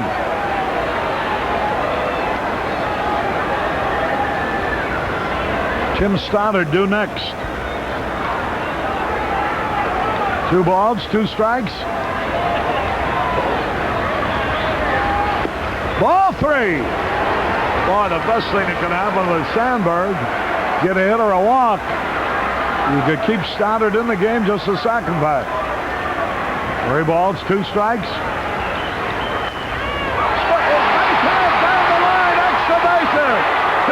Sandberg into second base with a stand-up double. Listen to the crowd. He drives it down inside the third base line. Bill Madlock with a diving attempt, can't get to it. Amos Otis doesn't get to the ball quickly enough, and Sandberg with double number 20 starts off the 11th inning on second base, and now the sacrifice is in order. You got to get him to third. Sandberg has taken over the league lead in doubles with 20. Chuck Tanner coming out. He wants to talk about the defense in the infield. He's got a patched up infield. He's got Benny DiStefano, who we saw in the outfield, back at first, Lacy at second, Morrison at short, Madlock the only regular at his position in the infield. Now he's pointing out, look at Chuck Tanner. There you see Jim Fry. Tanner is motioning. Now watch him. He's showing the infielders where he wants them. Boy, this is a clinic right here. That's terrific. Great shot. Arnie says for $600,000 a year. Don't these guys know where they're supposed to be? Does the manager have to come out there and tell them? Well, it's because they're all playing out of position. Watch this defense. He's going to bring in DiStefano, and he's going to put Lacy right at first base. DiStefano is going to play almost right on top of the hitter. So there's nobody at short. There's nobody at second, as Morrison is almost standing on second base. It's an unusual defensive alignment. And now he's forcing Jim Fry. He's bringing up Henry Cotto.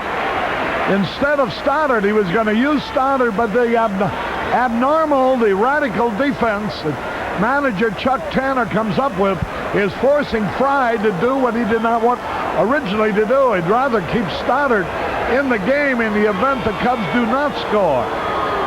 But now let's see. Here's Don Zimmer coming over to talk to Fry.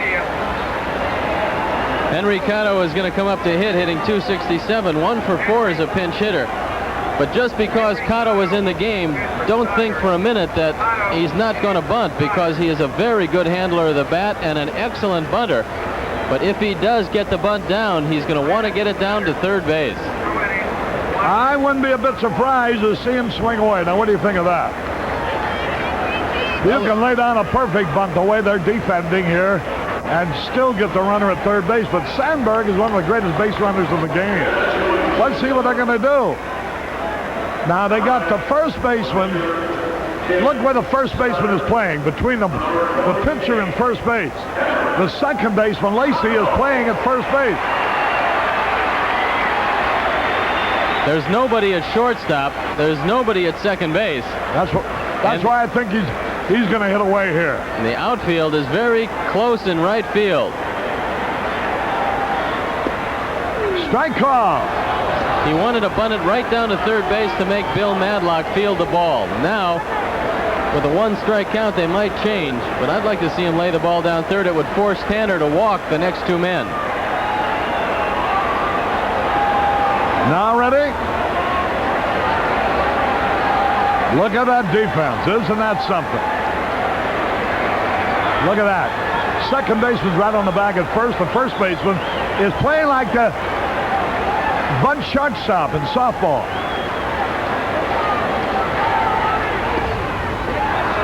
Low inside. And the count evens. A ball on the strike. He's still up there bunting. Henry Cotto, rookie outfielder. And here's Bill Madlock coming over now. And so is Benny DiStefano. The wheels are really spinning. More huddles than the Pittsburgh Steelers. Now ready.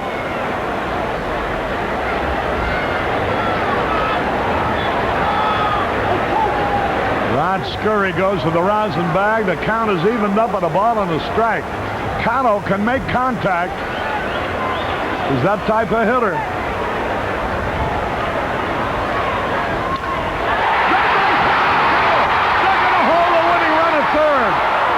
The throw by Amos Otis. Cotto drills a single to left. I had a feeling he was going to hit away with that defense. You had to take advantage of it. And his runners at first and third. Nobody at shortstop. That's where the ball goes through. Henry Cotto drives it in, but Amos Otis was playing close in left field, so Sandberg cannot advance. Runners at the corners and nobody out. Now here is Keith Moreland. What are they going to do here? They're going to walk him. They want to pitch to Richie Hebner. Nobody out. They're going to walk Moreland intentionally. Hebner will be hitting with the bases loaded and nobody out. But Hebner's a left-handed hitter, followed by Jody Davis. So Scurry with a great curveball.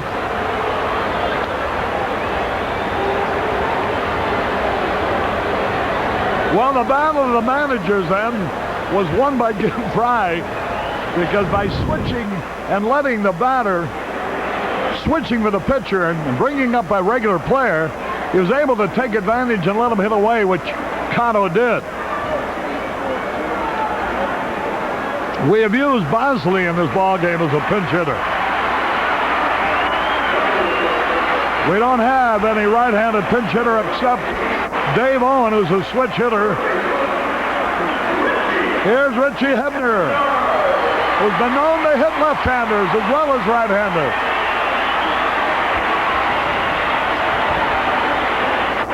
Look where the outfield is.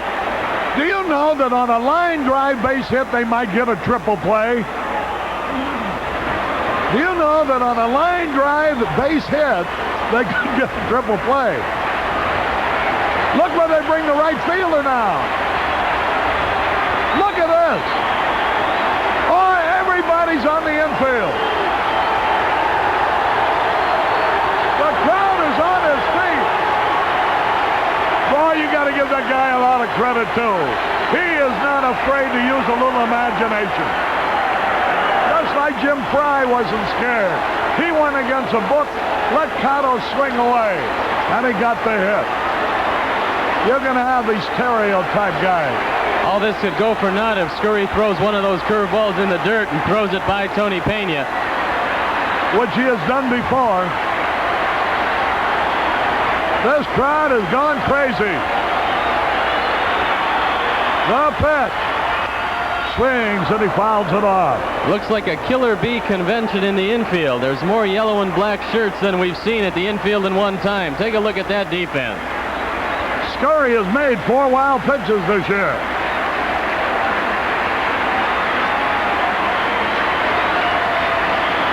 One strike and nothing. Throws his bat. If he'd have hit the ball as far as he threw the bat, we'd have won the game, but he missed the pitch. It was a curveball, and Hebner missed it a mile. He's in the hole now, 0-2. Jody Davis on deck.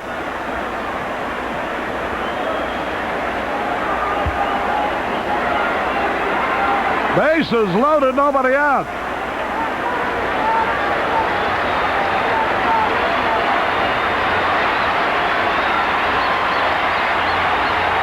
There's Scurry getting ready. Stroud came out on 3 pitches. And boy, he made them look bad, too, let me tell you. Here now, they're going to move their infield back again into a different formation. Over to the right side, they overloaded now. So they have 3 men between third and second. 2 men between first and second. With the pitcher and the catcher, they have 7 of their men on the infield. Only 2 in the outfield. All Jody needs is about a 120-foot fly ball, and there's going to be nobody there, especially if he hits it to center, because there is nobody there. A 9-iron shot would win the game. Listen to the crowd. What a thrilling day. Tremendous ball game. Nobody's paid any attention to the chick in the last 4 innings. That's how great this game has been. Strike, a curveball. 1 strike to nothing. And I would imagine that's what Scurry's going to give him. That looks like the Maginot Line out there. Inside and high. He wants Jody to hit the ball on the ground. He's throwing all curveball. A ball and a strike. Just be looking for the curve, Jody. There's Chuck Tanner.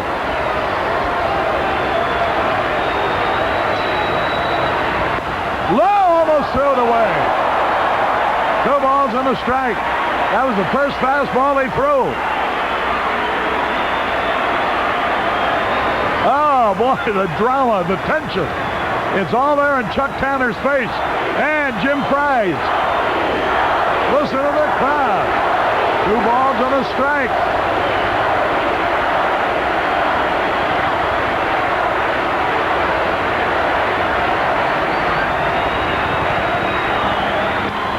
Fouled it out of play. Again, he threw a fastball. So the pattern was 2 curveballs, 2 fastballs. He hasn't given Jody a chance to guess now. He's got to just look for the ball. 2 balls, 2 strikes. Good spot of pitching so far by Scurry. Ron Cey on deck.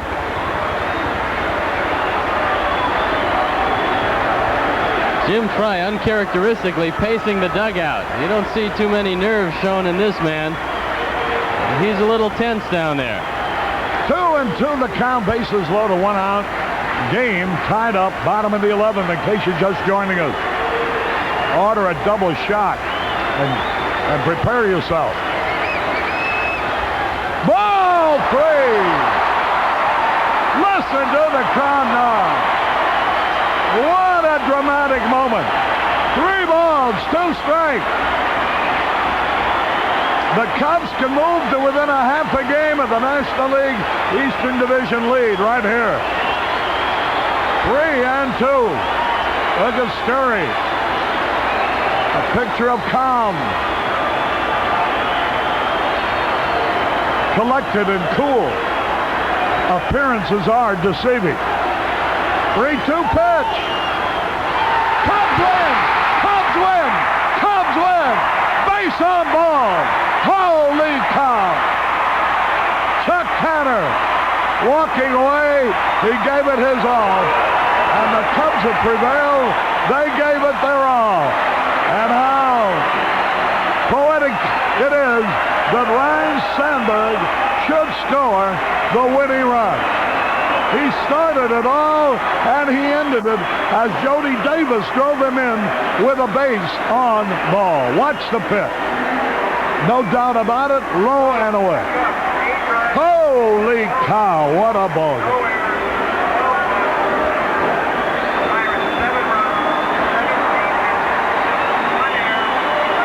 The winner is Tim Stoddard. Tim Stoddard picks up the victory. The loser is Scurry. He's now 1-4. This is really a tremendously thrilling ball game. We'll be back with the totals in a moment.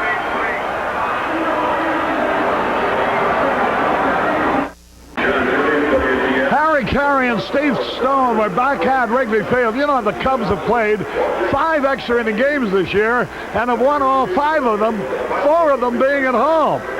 So the team that wins the close games, they say, will win the whole banana stand. The total's 8-7 in favor of the Chicago Cubs. And just about the time the Cubs won their game, Harold Baines hit a homer in the bottom of the 9th to win the game for the White Sox over Seattle, 9-7. What a thrilling contest. Harry, it was great. Jody Davis with 3 RBIs got the game winner today. Some fine defense by Larry Bowa at shortstop. All right, here quickly the totals. 8 runs, 12 hits, no errors for the Cubs. The winner, Stoddard, 5-1. 7 runs, 17 hits, 1 error for the Pirates. The loser, Scurry. He's now 1-4. Harry Caray with Steve Stone wishing you all a very pleasant good afternoon from Wrigley Field, where the Cubs gained a split in the 4-game series by beating the Pirates in a thriller 8-7 in 11 innings. Hope you enjoyed it all. This Bud's for you.